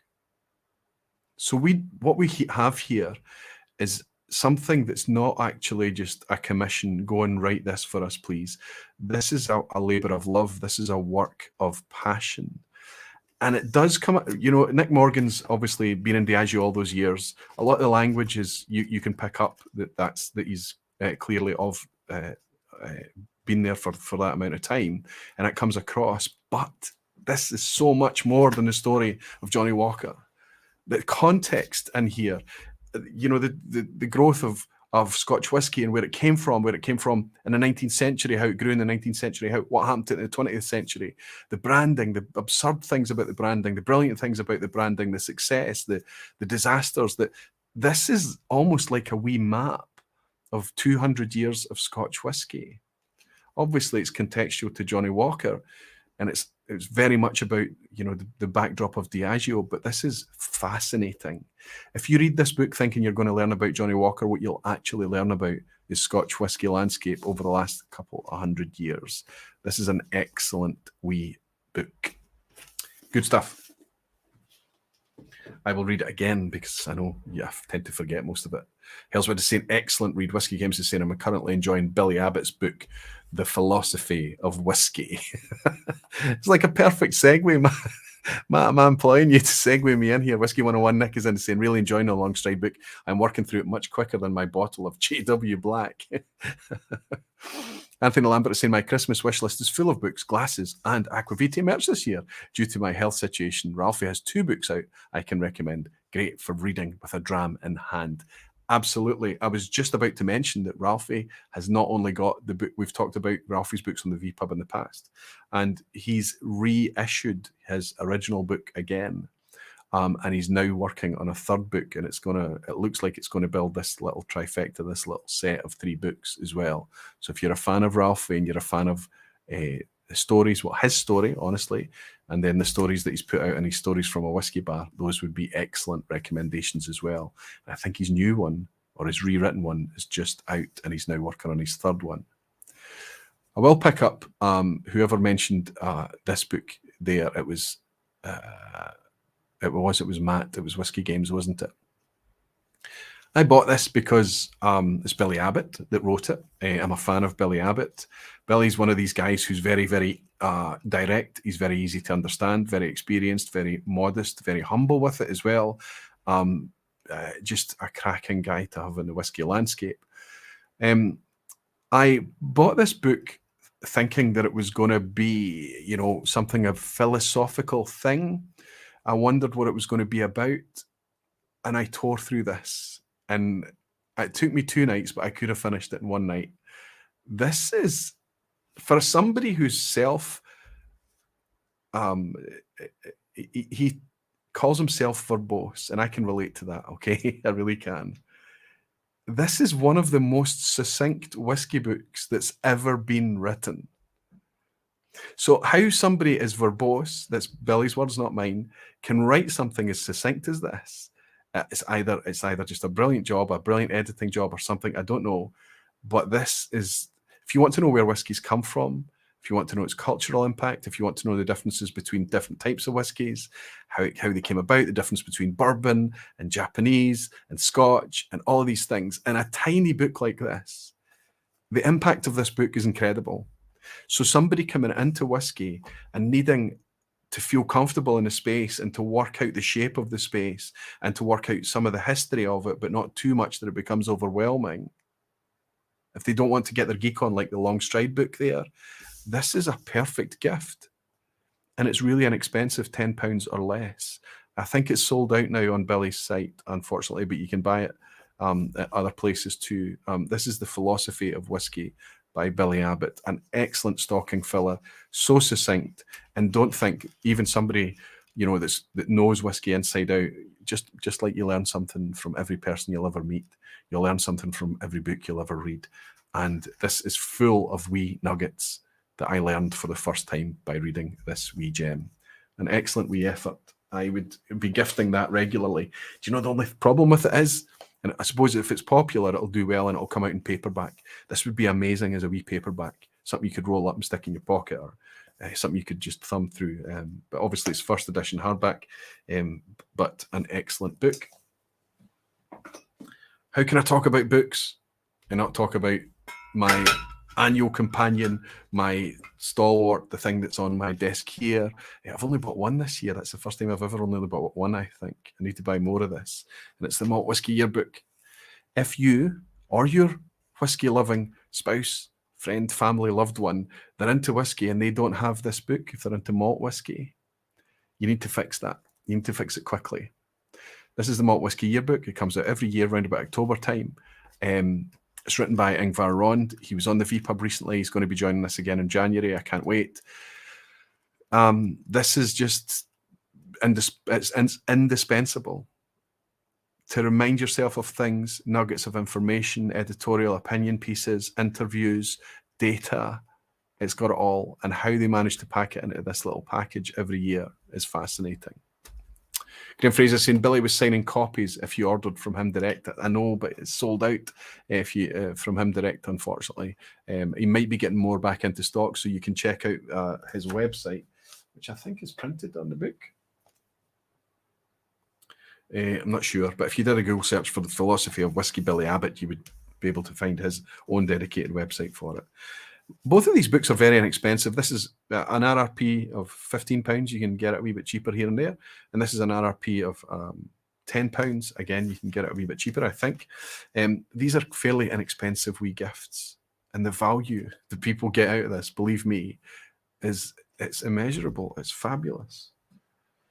And finally, one of the best books that you could buy someone, literally, a tasting notes book. This is one that was given to me for free. This is a Port Askig branded one. I got this from Julie. It's got my Highland Toast stuck in the inside. And I do actually make tasting notes in this book. I don't use it nearly enough. I should use this a lot more. What have I got here? I've got Port Askigs in here. Oh, I've got some nice whiskies in here as well. A 45-year-old and things. This is, you know, when you look back on this and see some of the tastings that, when I do write these down, I get more value out of the tasting. I do. I need to teach myself to carry this more often and to write down these experiences and remember some of the amazing whiskies that I've had. If you flick back through some of these pages, I've only been using this over the last year or so. And it's amazing to remember some of the whiskies you've had. A tenner or less. You can buy one of these on the Whisky Exchange. It's not a Port Askig one. It's branded Whisky Exchange, I think. But there's lots of others alternatives out there that you can buy. Smaller ones, softer ones, thicker ones. But you want something that you can fit in a pocket and carry with you and use when you get to taste some nice things. Writing it down makes you think about it and process it a wee bit more. It is beneficial. I know that we all go to taste things just to enjoy the social side. I'm very much like that. But if you do want to just take a moment out for each dram, tune out the world, sit in the glass for a bit and make a few notes. It's a very, very useful exercise. Falsgraf is saying, I just missed it.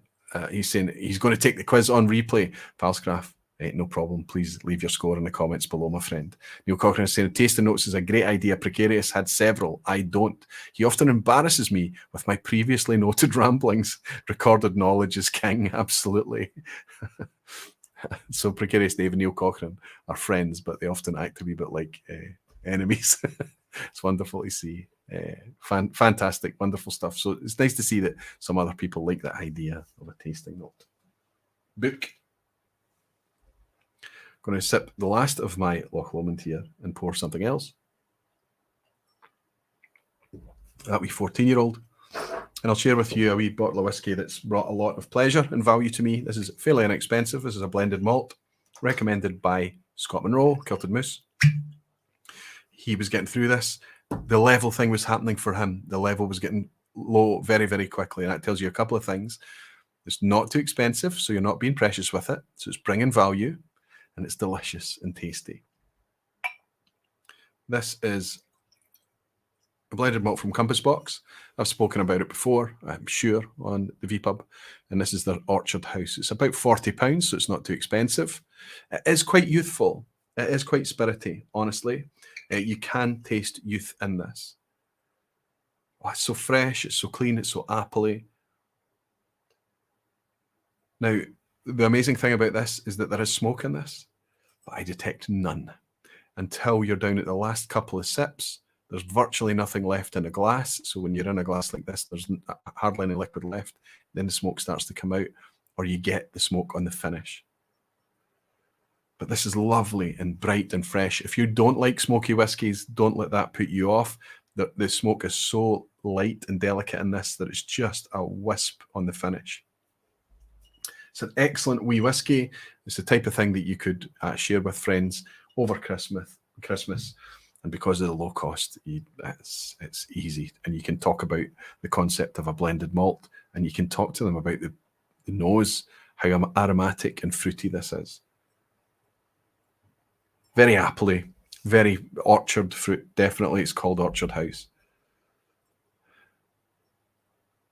Apples and pears, but floral, delicate, wee bit malty and spirity. There is a bit of youth on this. It's quite bright, fragrant. It's alive.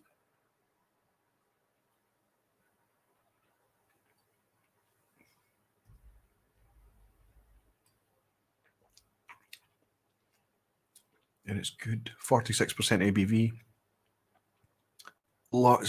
Way more flavour than you would imagine from the nose. Smoke comes in at the finish there. It's spice. It's got a lovely lemon oil thing as well. White pepper at the finish.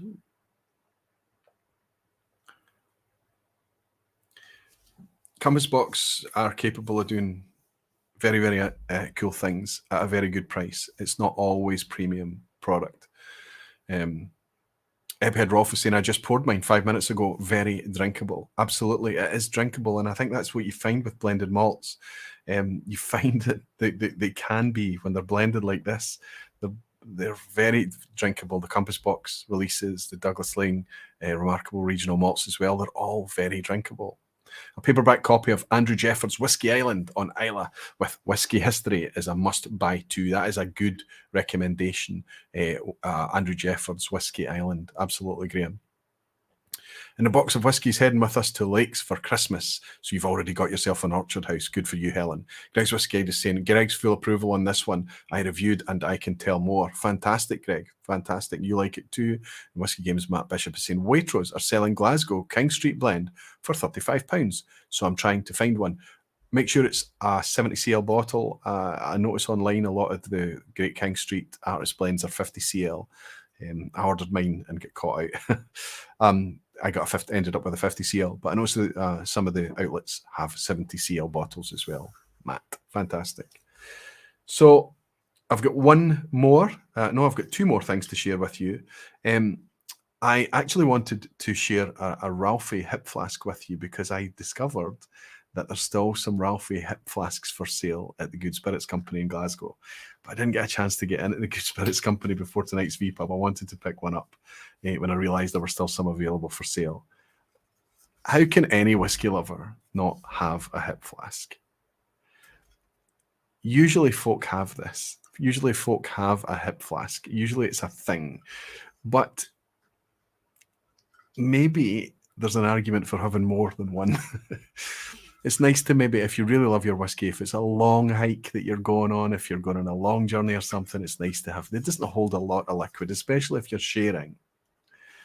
So maybe some people collect hip flasks and things like that. This is my bashed and battered, scored, scratched, well-used, no-nonsense whiskey hip flask. I don't know if Vin still has these for sale. You would have to go and check on his site first. But I'm going to nick into a Good Spirits Company and pick up a Ralphie one before they go out of stock as well. Because hip flask, I'm just going to smell this to see what I last had in it. Oh, something smoky. Something peaty. I have no idea what it was. It's no idea what was in that, but it's clearly something. It's amazing that it could still smell so smoky and peaty after that all that time. But it's a fantastic wee gift.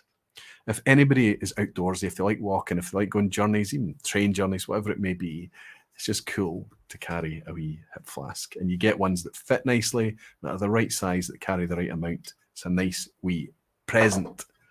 And if you're really cool about it, you gift a hip flask full. Fill it.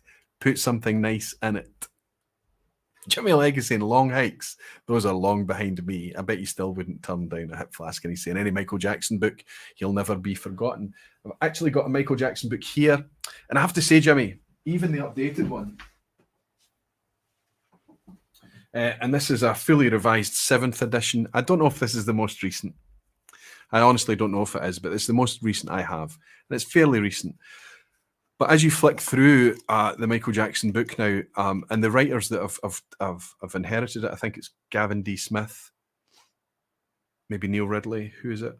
Dominic Roscoe, sorry. Dominic Roscoe and Gavin D. Smith, they're the guys that have kind of kept this going.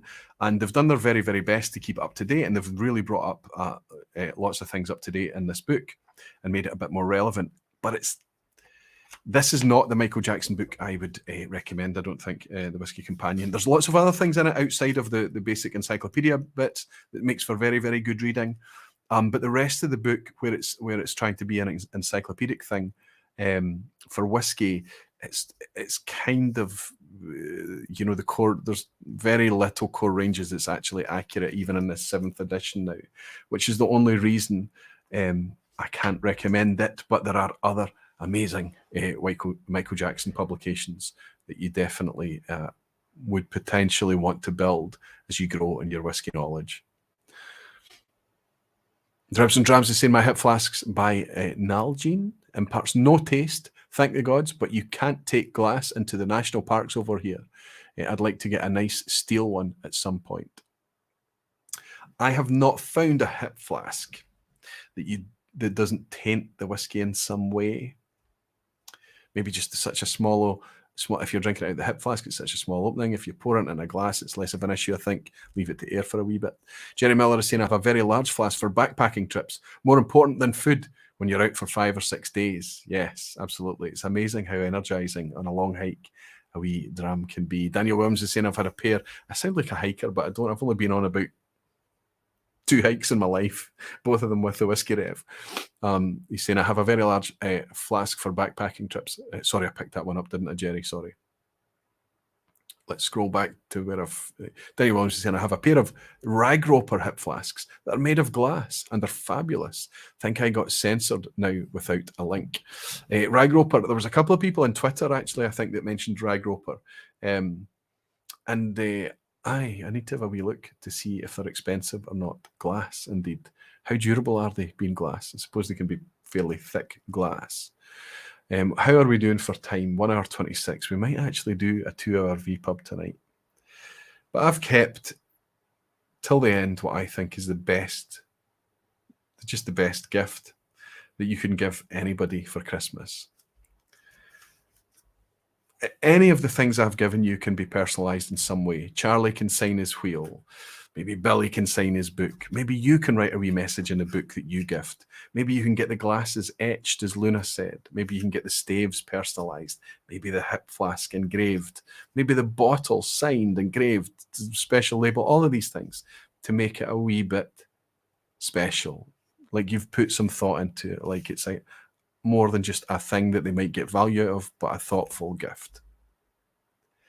I think the ultimate thoughtful gift that do you remember the 1980s? Is anybody old enough in here to remember the 1980s? And we used to gift each other a mixtape. Do you remember the mixtape? Where you would pick the music that was speaking to you, music that you were discovering, music that was new to you, music that you were connecting with, music that you thought was amazing and you wanted to share it with your pals, or perhaps a romantic interest. Somebody you wanted to impress with your music taste, and you made for them a mixtape. Here's the whiskey idea of a mixtape. Now, I was going to take a drink from the drams tray, and I was going to, all these drams that are over here all lined up, these are what's left of the blind challenge that's coming up next week. I've mailed out most of them. This is Sevian Scots, who's maybe going to be sipping in the background for next week.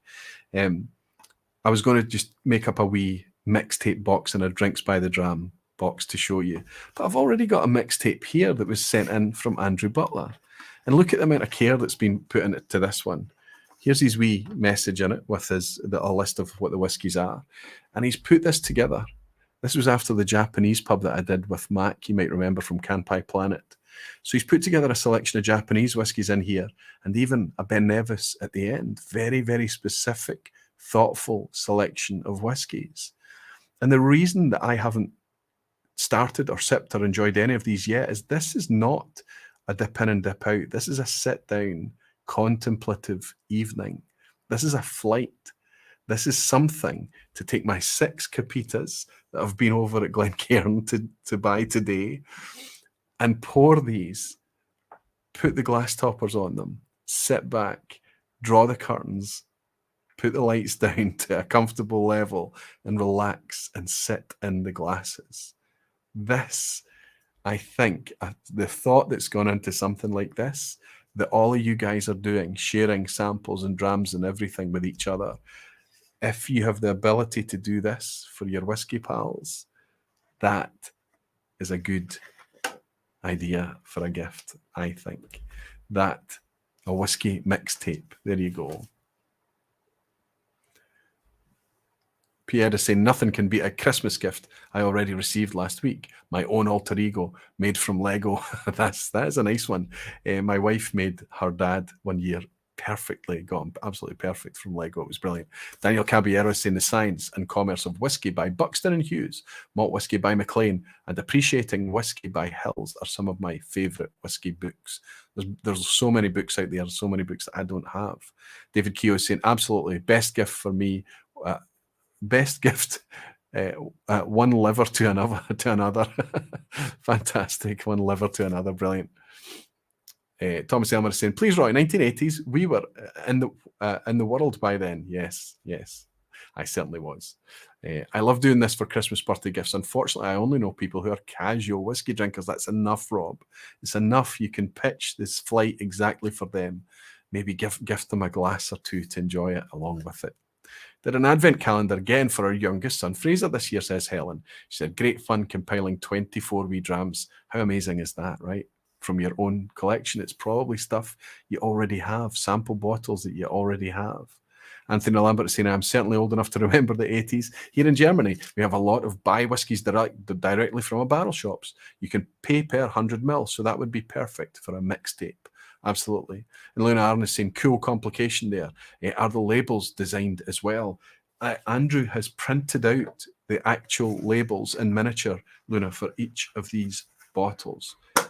Look at this. It's incredible. It's a Mia Geekio. And listen, when Andrew Butler sends out samples, it's not average samples he sends out. The guy is a journeyman, a gentleman. He knows his whiskey, and I can imagine he's got a fascinating collection too. So that a dedicated evening will be spent with that. Maybe I can sit with somebody else. There's enough there for me to share. Nice set indeed. I did it several times, says Greg, in the past for friends, a good colleague's retirement party, etc. I sometimes add a personalised dropper as well in it. Very nice touch. Superb. Anthony's, oh, sorry, I got that one. And Serves a Laugh, as Andres is saying, so infinity bottles are grown-up mixtapes. That's right. I'm too young to remember the 80s. No, it's like a mashup, right? It's like a... it's definitely a mix. Kevin Grant on Whiskey saying, I need to get one of Jim McEwen's Lego chants from you next time I'm over and recite it slowly to my American and Canadian families and friends. Absolutely. It's here for you when you want it, my friend. You're talking about, of course. I've been shipping this free with merch. I've still got some left. So this is the Jim McEwen Highland Toast. We sent over some of these to Jim himself, and we even got one or two made up in Brookladdy livery colours for him as well. He was very tickled with it. He loved it. But any merch orders, up until those run out, I'm sending out those stickers free. Everyone is saying, many mixtapes, great movie called High Fidelity with John Cusack. That's right. And Jimmy Legg is saying, I don't have any friends I would put that much effort into a gift for. No chance. That's only Jimmy Legg would say that in the chat, and we all know he's telling fibs. He's got hundreds of friends in here. Would you do a mixtape for me, Jimmy? I'd do a mixtape for you. I would do a mixtape for you, Jimmy Legg. Hoyt is saying, be careful with whiskey advent calendars. My wife ordered 2 and only got 3 samples in each. Knockoff from China, posing as a real distributor. Aye. Yeah, I would be careful about that. Reliable sources only, please. Tom Elmer is saying, maybe a Sphere ice maker melter. Maybe if you like ice. There's another Roy and Roy O'Meara. It looks like Roy O'Meara. He's saying, great idea. We'll make a sample set for my brother for Christmas. Brilliant. Nice to have you in, Roy. That looks like a new name. Daniel Williams is saying there was a true skill to making good mixtape from timing to song order. There really was, Daniel. There really was. You took them on a journey. It wasn't just about putting all the songs together, and that's exactly how you should approach putting together your whiskey mixtape as well. Fantastic. Graham Fraser saying folk would struggle to gift me a whiskey book I haven't got. No doubt, Graham. I need more shelves for my library and whiskey. Yeah, I know. Dribs and Drams is saying I got one of those fake whiskey advent calendars as well. Oh, it's a shame. It's a nightmare. Anyway, I don't know what you think about that. That is kind of what I come up with to try and avoid talking about too much whiskey tonight. The only bottle that I've brought to you that's new is this Loch Lomond 14, and just you can see by the level in it, it's one that I'm really enjoying. It's something that's available. You should be able to get your hands on it. It's not too expensive, something that you can enjoy without too much anxiety. The other ones, as was preempted earlier, if you want something that you can get people to enjoy if they're whiskey connoisseurs, if they drink a lot of whiskey, if you just want something to gift to people that's an everyman, it can do anything. Glencadam 10. Everybody's talking about Glencadam right now, and there's a reason for that. Because they just, as I've said before on a vPub, I don't even try before I buy with Glencadam now. I just buy it. This 10-year-old, I've got another bottle over there. It's just wonderful stuff. I absolutely love it. So easy. Aaron 10, we don't need to talk about Aaron 10 because it's already been talked about so widely in the Oswas, right? It was Ralphie's Whiskey of the Year. It's a people's favourite. It's a crowd pleaser. I'm actually preferring the older bottle of Aaron. There's just this ever so slight difference between the two, but there's no doubt the power of this whiskey. You could pour this for anybody that thinks they know whiskey curious, and they would say, this is nice. Very well put together whiskey, very good value, and hopefully still plenty of stocks to go around. However, if you're going to need to have something on hand that you want to sip, and you want to make highballs, and you want to mix things with as well, look no further than this. 25 to 30 pounds, Glasshouse. This is a single blend. All of the liquid in this is from Loch Lomond, unchill filtered, very inexpensive, designed for highballs, but I'm telling you now, they've put something together that's a fantastic sipper as well. The 46% unchill filtered thing does that. I had a fundraiser here in the vPub. 6 guys came round to my house. They took a blind challenge, and there was 2 joint leaders, Springbank 18 and Glasshouse. 2 joint leaders. I knew what I was drinking, and I put the budget whiskey last. So you need to discount me. I knew what I was drinking, take my score out of it, and the winner on the night is this Glasshouse. Absolutely incredible for 25 to 30 pounds. Mix it, sip it, pour it. It's just no anxiety whatsoever, and fantastic stuff. If you're looking for something rich and heavy and digestive post-Christmas dinner, something decadent and full of grip and flavour, consider this. Aaron's Sherry Cask, £50. Perfect gift, 55.8% ABV, full of flavour, still quite young, youthful, vibrant, very communicative, jumps out the glass at you. Post-dinner, it's going to help you. It's really going to help to take away those food coma symptoms after dinner. A fantastic digestive. These are all inexpensive whiskies that we don't need to be chasing each other for the latest and greatest. We actually open these and enjoy them for what they are. Ways to connect over Christmas, ways to enjoy whiskey, way to let the whiskey talk if it wants to talk, let it fall into the background and let us be together if that's more appropriate. All of these whiskies that I'm sharing with you tonight are in line with the gifts. So I've shared 5 bottles along with the 5 gifts tonight as well. I did say no whiskey, maybe a wee bit. Well, the Springbank 18 isn't the best example of the range, says Jimmy Legg.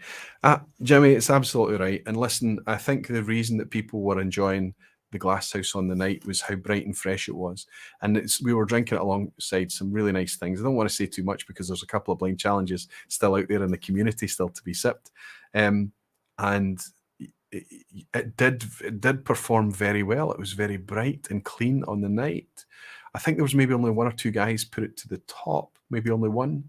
but because it did so well as the second and third over the course of the evening, it did very well overall. Andrew Pierce is saying, so I know 2 of what I will be tasting on Monday, Roy. Andrew Pierce, he's one of the guys. Sorry, Andrew.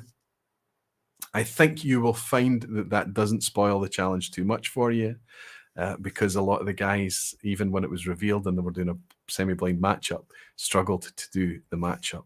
I put a lot of thought into these blind challenges, these blind lineups. So yes, let me know how you got on. I might even be able to join you and Tom for that. Whiskey with Molly is saying, I already had a bottle. I talked about it in the car on the way to Covite's house. That's right. Ben came for that fundraiser. Ben, you can testify that the blow-away dram on the night turned out to be a 25, 30 pounds blended Loch Lomond. It's incredible. And Jimmy Legg is saying, can you answer Kevin's question about music and whiskey above? Kevin Grant on whiskey. I like sipping along to Gregory Porter. Jimmy Legg, I can get that he's got the voice to relax to. I like sipping along to Gregory Porter when I really want to feel relaxed. Gregory Porter's excellent, fantastic. What question did I miss?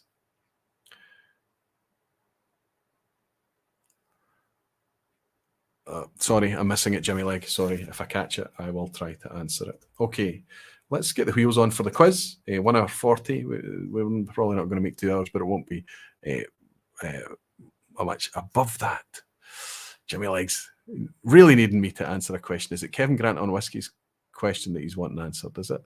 Aquavite, have you any song that you hear and just wish you had a dram to sit and enjoy it to?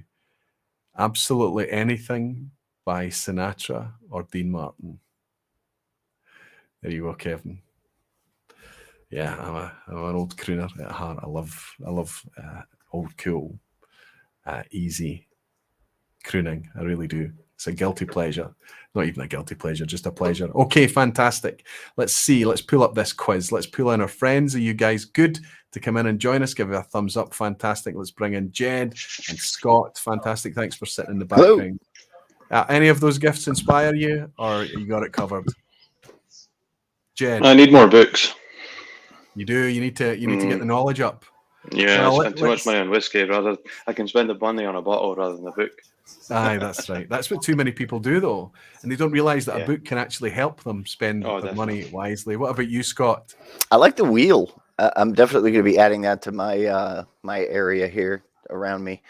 So you like the idea of, because you're fairly new, you're just coming into the scene and things like that, and that prompt, that guidance and things, whereas old seasoned guys like Jimmy Legg in the chat there, he's like, I don't need a wheel. He's been around the houses enough times that he can go without it. I'm telling you that it helps me too. Well, that was one of the favorite episodes I've gone back and watched where Jim was actually on. That was such a great episode. When Jimmy Legg was on? No. I'm sorry. Charlie McLean. Charlie. Jim. Yeah, Charlie McLean. Yeah, he's that was so good. He's such a character. He's absolutely. Such an absolute enjoyable interview. Yeah, and that was us right on the cusp of lockdown. We had no idea what was ahead of us during that. It was quite incredible. Jenny Miller saying, I wish we had a 0 emoji for quiz time. A donut. Maybe I'll make a donut emoji, Jerry. Dribs and Drams saying, all right, I got supper ready for the kids. I'm out. Thanks for another great vPub. Dribs and Drams is down in Australia. I know that the time difference is quite incredible. Nice to have you in, my friend. Fraser Thistle is in. Good to see you. He was here that night as well. Good to see you, Fraser. I bought a bottle. I had it as my favourite on the night. They were all good drams. In fairness, Aquavite spoiled us. So Fraser chose that Glasshouse as his favourite on the night. Quite incredible. Guys, are you ready for the quiz? Yes, sir. Absolutely. Wonderful stuff. Let's pull it forward to where we need it to be. Bring it up. Make sure you can see that nice and clearly. I have to be honest with you, Jed, Scott, and I'll apologise to everybody in the lounge as well tonight. My gut feeling on the quiz tonight is that it's a bit crunchy.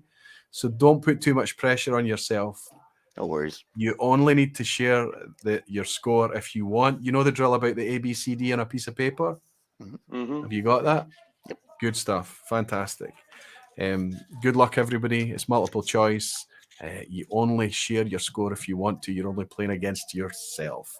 If you're struggling, use the lounge. They're very, very knowledgeable folk. Question 1, everybody. Which of these Speyside distilleries founded in 1824, was known as a different name up until 1892. For decades and decades and decades, one of these was not known as it is today. Is it A, Glencadam, B, Macallan, C, Glenfarclas?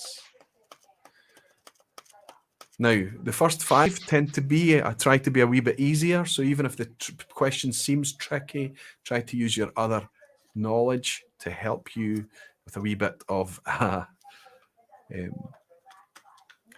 sorry, I won't say too much. Which of these distilleries, founded in 1824, was known as a different name until 1892? Was it A, Glencadam, B, Macallan, or C, Glenfarclas? Guys, let me see your answer after 3, 2, 1. You both think it was Macallan. B, the lounge absolutely thinks that it was B. Mike Molasses is saying that he wasn't born then. Absolutely. I was in grade school. Thinking it's Macallan as well. And I can tell you that Macallan, up until 1892, was known as Elkey's Distillery and changed its name to Macallan in 1892. Question 2. After a huge expansion in recent years, Macallan now boasts how many stills? How many stills is it that huge cathedral of whiskey, as they call it in Speyside? A, 24 stills. B, 36 stills. C, 48 stills. How many stills are there at Macallan? Guys, just give me a nod if you're comfortable. Sorry, what was that, Jed? I'm fairly confident on this one because I've been. You're fairly confident about this one. Good stuff. Yeah. I think Scott's going for a guess. I'm trying to remember. I just watched your video on that not that long ago, but I don't remember. So I'm guessing. I would have been guessing this, and I made the video on it. So well done to you, Scott. Okay, after 3, 2, 1, how many stills does Macallan have? I said the same. B. B, 36 stills. I can tell you both well done. Absolutely right. They have 24 spirit stills and a dozen wash stills. Tight, very, very small stills, honestly. I think, I'm not sure, they're only beaten by Glenfiddich. Glenfiddich have more than 40, I think 43 or something stills. But it's a lot of stills, right? Yes. Question 3. Earlier this year, Brendan McCarran took over as Distell's master distiller. This was big news, a surprise in the industry. After 7 years as what? What did Brendan do before he went to Distill as master distiller? A, he was head of maturing stocks at Glenmorangie. B, whiskey maker at Compass Box. Or C, a distillery manager at Springbank. What did Brendan McCarran do and then surprise everyone when he went off to Distill? I think it was springtime this year this happened. I hope Brendan McCarran just keeps the wheels on at Tobermory, Leipzig. Fantastic stuff coming out there, naturally presented. Deanston, wonderful. I've been raving about it for years, and Bunnahabhain, nothing to talk about. Please just keep the magic coming, please. It's wonderful. Jed, Scott, when you're ready, 3, 2, 1. A, and what have you got there? A. Absolutely. He was the understudy of Bill Lumsden. Well done. You're having a nice night. We've got a good vibe here, Jed. Yeah. I'm just hoping I get to 5.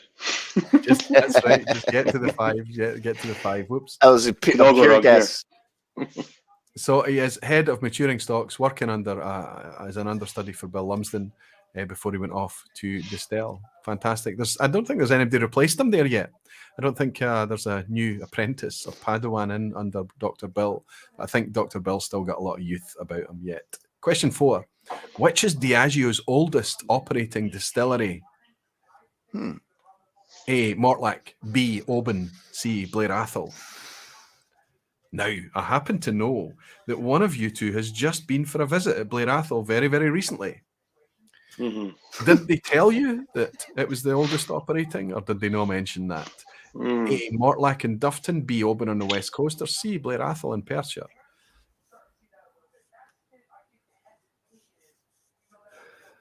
Tricky, right? After 3, 2, 1 on the banana skin, Jed and Scott. What is that, Scott? We have two That's a B's. B. Yep. You both think Oban. I If tell they you did that tell me about Athol, I wasn't listening. Mortlach, I'm actually thinking about Mortlach now. I think it was 1820s, 1830s, maybe 18 teens, 1817, something like that, I think. Blair Athol was 1798, but Oban is 1794. So well done, guys. Oh, 4 out of 4. You're doing great. You're doing really, really great. And so is the let's lounge go. tonight. Yeah, lots of folk in the lounge. Andrew Glenn is saying 1794. Absolutely spot on. Oban, 1794. Mortlach, 1823. Blair Athol, later. Blair Athol, 1794, yeah. Question 5 is always the picture question. Bit of a different one tonight. Now, this is a video still taken from a video that's just come out on Whiskey Magazine. The guy in the green shirt on the right is Christopher Coates, but I'm obviously asking, who's the guy in the centre of the picture here? Who are we looking at? Are we looking at A, Dennis Malcolm, B, David Stewart, or C, Jim McEwen? This is a video celebrating a very long career in the whiskey industry. So I'm asking you, are we looking at the back of Dennis Malcolm's head, the back of David Stewart's head, or the back of Jim McEwen's head? Guys, go for it. 3, 2, 1. A and C. Oh, Scott thinks we're looking at Jim McEwen, and Scott's guessing blindly. That's okay. That's what you have to do sometimes. And Jed thinks that we're looking at Dennis Malcolm's. We're actually looking at somebody who's been in whiskey since 1960. It's incredible, right? Since 1960.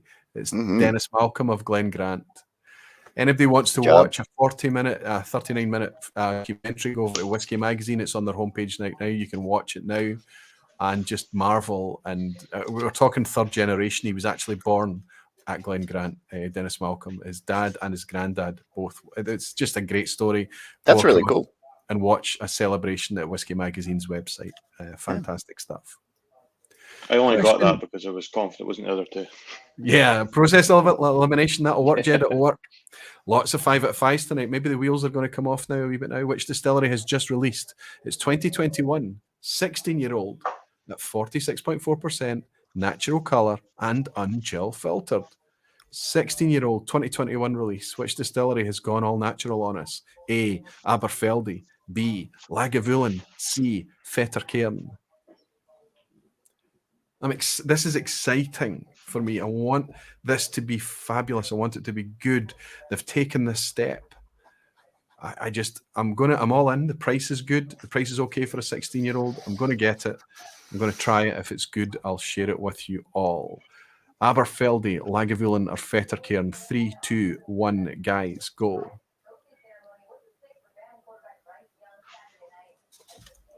Aberfeldy, Scott Pascoe. Jed Smith thinks it's C. What makes you think it's C, Jed? Because I commented on the post earlier on this afternoon on that. There you go. The wee icon there, the wee Barflies icon tells you that if you are a member of the Aquaviti Barflies page on Facebook, you've probably got a wee advantage going on here. It's been shared in there. I can't remember the gentleman who shared it. I was very grateful to see it, and it's good to see. I think it's already available at the whiskey shop, but it's going to be available at other retailers soon. So good stuff there. I'm sure Greg Glass has got a hand in this. I love the warehouse edition that I'm getting through just now. Absolutely love it. But the old 16 with the chocolate malt is just leaving me flat. I don't really like it too much. I'm looking forward to this one. Absolutely, Fettercairn. If you answered C, give yourself a point as we move into questions. Oh, there's a wee picture of it. I thought I'd share it with you. 16-year-old. A lot paler, which is exciting. A lot paler than the last one. Good stuff. Question 7. Which distillery, opened in 1897, was originally named Strathspey? Who opened as Strathspey? A, Dalwhinnie. B, Imperial. C, Balmainac. Now, I appreciate that things are starting to get a wee bit crunchy now. Jed's starting to chew his finger a bit there. He's thinking, I'll have to work a bit now. 6 out of 6 for Graham Fraser, Ronald, Orange Wool, Lassie Hort Yachtsman. Good to see you in, Lassie. BMO on 4 out of 6. Matt 69 on 6. Paul Gibbs on 6. Good to see you. Paul Jerry Miller also on 6. Danny Hebbington, struggling on 1. Sorry, buddy. Sorry. Lindsay Holman, 6 out of 6. Thanks to junk mail. It's not junk mail if it's doing you well in a quiz, Lindsay, and Pete Head and Whiskey with Molly Ben, as well as Rob on 6 out of 6 as well. Hellswood. Oh my goodness, so many. Richard Hall, Sid Martin, so many 6 out of 6.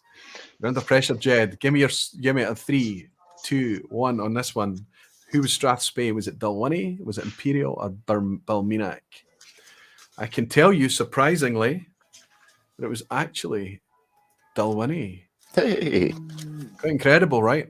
Dalwhinnie was originally known as Strathspey. Dalwhinnie is Gaelic for meeting point or something like that, and it was basically the old droving route to market for cattle and things like that. It's actually where the railway meets as well, I think, or passes through. So Dalwhinnie is what we're looking for. That was the Strathspey. Question 8. One of the first commercially successful blends was Usher's Old Vatted Glenlivet, made possible by what? A, the use of coffee stills. B, the Spirits Act of 1860. C, Andrew Usher's ownership of Royal Bracla. One of those things facilitated specifically Usher's Old Vatted Glenlivet to become a commercial success. Was it A, the use of coffee stills, or B, the Spirits Act of 1860, C, Andrew Usher's ownership of Royal Bracla? I'm trying to remember which book I got this out of. I think it might have been Billy Abbott's book, but I'm not 100% sure. Guys, I think you might have to guess on this one. Oh, 100%. Okay, after 3, 2, 1. B and B. Absolutely. Andrew Usher was able to blend under bond. Tax did not need to be paid under the Spirits Act of 1860 until it was bottled, which facilitated the ability for grocers to blend the whiskies. The Spirits Act of 1860. It's also covered extensively in The Long Stride by Nick Morgan, I believe it is. Yes, it is. They talk about the Spirits Act of 1860. Question 9, maybe a wee bit of a banana skin. Which distillery releases expressions called Old Bear, Old Crow, and Old Deer? Is it A, Bakery Hill, Australia? B, Langaton in Switzerland? C, Orange County Distillery in New York? Where are we, Australia, Switzerland, or America?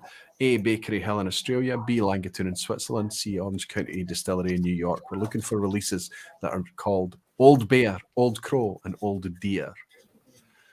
Jed, you look glum. This is nah. Guessing, absolutely. Good stuff.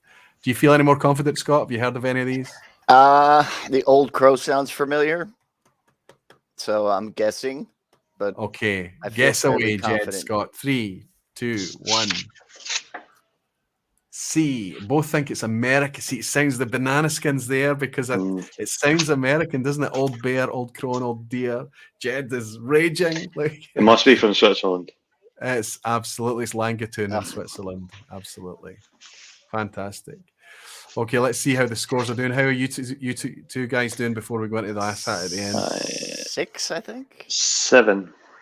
Yeah. Superb. Come on, Scott. You're on live, and you've got a chance of matching your best ever score. Yeah, I'm pleased. Right? I'm pleased. Yeah, Jed, well done on 7. Complaints. You've I'll take that already. Big scores in the chat as well.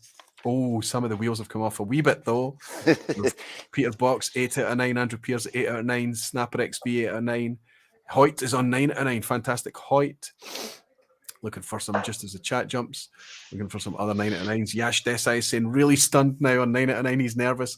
Andrew Glenn 9 out of 9 with 4 guesses. Well done, Andrew and Yash. Fantastic. Superb. Okay, so it's all down to the ass hat at the end. Is it an ass hat this week? It's actually mild, but it's still some ass hattery. In the 2022 Malt Whiskey Yearbook, currently, it's listing 130 operating distilleries, malt distilleries. How many did the 2008 Malt Whiskey Yearbook list? So we're talking 14 years ago. 130 today, 14 years ago. Was it 93, 103, or 113? So in 14 years of the Malt Whisky Yearbook, has there been A, 37 new distilleries built, B, 27 new distilleries built, or C, 17 new distilleries built? Now, these are operating distilleries. These are distilleries with an operating capacity, so they have to be in production. It might not be exhaustive. It might not be an accurate number, but we're taking the figures from the Malt Whisky Yearbook. 130 this year. What was it in 2008? After 3, good luck, guys. 2, 1. This is for a big 8 for Jed, and it's for a big 7 to match for Scott Pascoe. Quite incredibly, since 2008's Malt Whisky Yearbook, there have been 37 new distilleries added. 93 was the original figure. Unlucky. I think both of you guys take a 7 out of 10 home tonight. Yep. Good job. Great score. A clean heels. Nothing. No face loss tonight. Well done, guys. Well done, both of you. Jimmy Legg on 4 out of 8. Did you disappear for 2, Jimmy? 8 out of 10 for Chris Pollack, 8 out of 10 for Peter Box, 7 out of 10 for Daniel Caballero, 7 for Steve Atkinson Molasses and Whiskey Games, 8 for Sid Martin Sugar Kitty, 9 for Snapper XV. Anthony Lambert is saying, okay, I need a lie down. 10 out of 10 for the very first time. Nice. Anthony, let somebody throw on the 10 emoji for Anthony Lambert. Fantastic, well done. Pete Good job, Anthony. 6, Donald 7, 8 out of 10 for Too Slow. Luke DeLuke, that looks like a new name, scoring 6 out of 10 and getting a pass mark. Fantastic, well done to you. Paul Gibbs has got 7. Tommy Elmer is saying the best ever on a 9 out of 10. Fantastic. I'm looking for another 10 out of 10. There must be another 10 out of 10. Yash is on his 10 out of 10. Fantastic. Use the 10 out of 10 emoji. Yash, celebrate. That's it for me, says Daniel. Early day tomorrow. Good night, Roy. Almost for me as well, Daniel. Thanks for joining us tonight, and thank you very much for your virtual drama friend. Cheers to Daniel over in the Netherlands. Jimmy Legg is saying, you asked 2 Macallan questions, Goofus, so he's refusing. He's refusing to answer. Oh, Jimmy, I love you. Good on you, Jimmy. Yeah. Terrific stuff. Terrific. Listen, that was really cool, guys. You're very brave coming on and playing, especially you, Scott. First time, just new in the community. No fear, none at all. As well. It's wonderful to welcome you in. I hope you enjoy it. I hope you stay a while. I hope you maybe see you back on Behind the Bar again. Would love to Jed, visit I again think it's sometime. appropriate for you to come back and help me start to get the Speyside started again. It's nice. Yeah, absolutely. It's nice that but I beat you twice now. You need to come back for a third time, don't you? It's like cousin Kevin. It was third time lucky for him. He was on last time with me, so that's third time lucky for me. But he kept coming back. I couldn't keep him down. He just kept getting up again and coming back and coming back. Fair play to him as well. Jed, I look forward to that handshake when we can exchange those coins in the flesh, my friend. Scott, Jed, I'll stay in the background if you'd like until the credits roll if you've got time. But I'd like to thank you for joining me tonight. It's been a pleasure to welcome you on Behind the Bar. Scott, Jed, Slanchava, thank you. Wonderful stuff. Good stuff. Good stuff. Jimmy Legs, but my wee dram. Next time I'm on Is It a Speyside, I'll have the ball so that you have a chance. Okay. Because if he is the sniper, he's got his spreadsheet. He's overpowered. He's OP, as my kids would call him. Jimmy's using his spreadsheet. So if he's got the bottle and I need to guess, we could do that, Jimmy. So reach out to me and make sure that I add you. Jimmy Leg on Is It Speyside. That could be fun. Good stuff. Thank you for your drama, friend. Thank you so much. Jerry Miller is saying, thanks, Roy. Another fun Thursday afternoon. Thank you so much. It's less about what we talk about and just the fact that we get together and talk about fun whiskey stuff, right? Stefan Novak is in, just got back from an SNWS Old and Rare tasting with Doc. What did I miss? Stefan Novak and Doc going out to tastings together, both in Frankfurt. Wonderful stuff. You missed nothing that you can't catch up on the replay if your mood and moment desires, my friend. I hope you had a great night. Thomas Elmer saying, Slancha, good night. Graham Fraser saying, good night and thanks, Roy. Cheap night for me tonight. Well done, Graham. Ellsworth is saying, great chilled vPub again. Cheers. Do you have Peter Lee's address for Denise's sniper coin from last week? Yes, I've got that. I think I've got it. I've got plenty of ways to get it. I'm a bit behind in sending things out. I've been doing all of these blind challenges and putting it together. I had to catch up on some merch orders and things. So the sniper coins and things, I'll catch up with those tomorrow. Those are quite easy to send out, provided I've got the address, Helen. You're absolutely right. Paul Gibbs is saying, cheers, Roy. Back to work now. Scott Allen is saying, stay safe, everyone. Thank you. Greg's Whiskey Guide, interest in vPub, Roy. Lots of great gift ideas. Slancha, thank you. Greg, thank you so much. Peter is saying, and again, I've had a great evening. Thanks. Thank you, Frank, my friend. Connor Smith is saying, thanks. Another great vPub roller next week. See you the week. So next week is a cracker. Industry potentially versus YouTube. That would be amazing if we could make that work. All the samples are out there. They just need to arrive. It's going to be exciting if we can make it work. It's good fun. Everybody's up for it. It's just the perfect kind of Christmas blind challenge brewing in the background. Then a very community focused thing on the 30th as well as we roll into the new year. Then I'll take a short break early January, and then I'll be back for looking ahead to 2022 with Ingvar Rond of the Malt Whiskey Yearbook. I know he was very, very popular when he was behind the vPub last time. So many of you said we need to get Ingvar back again, and I agree.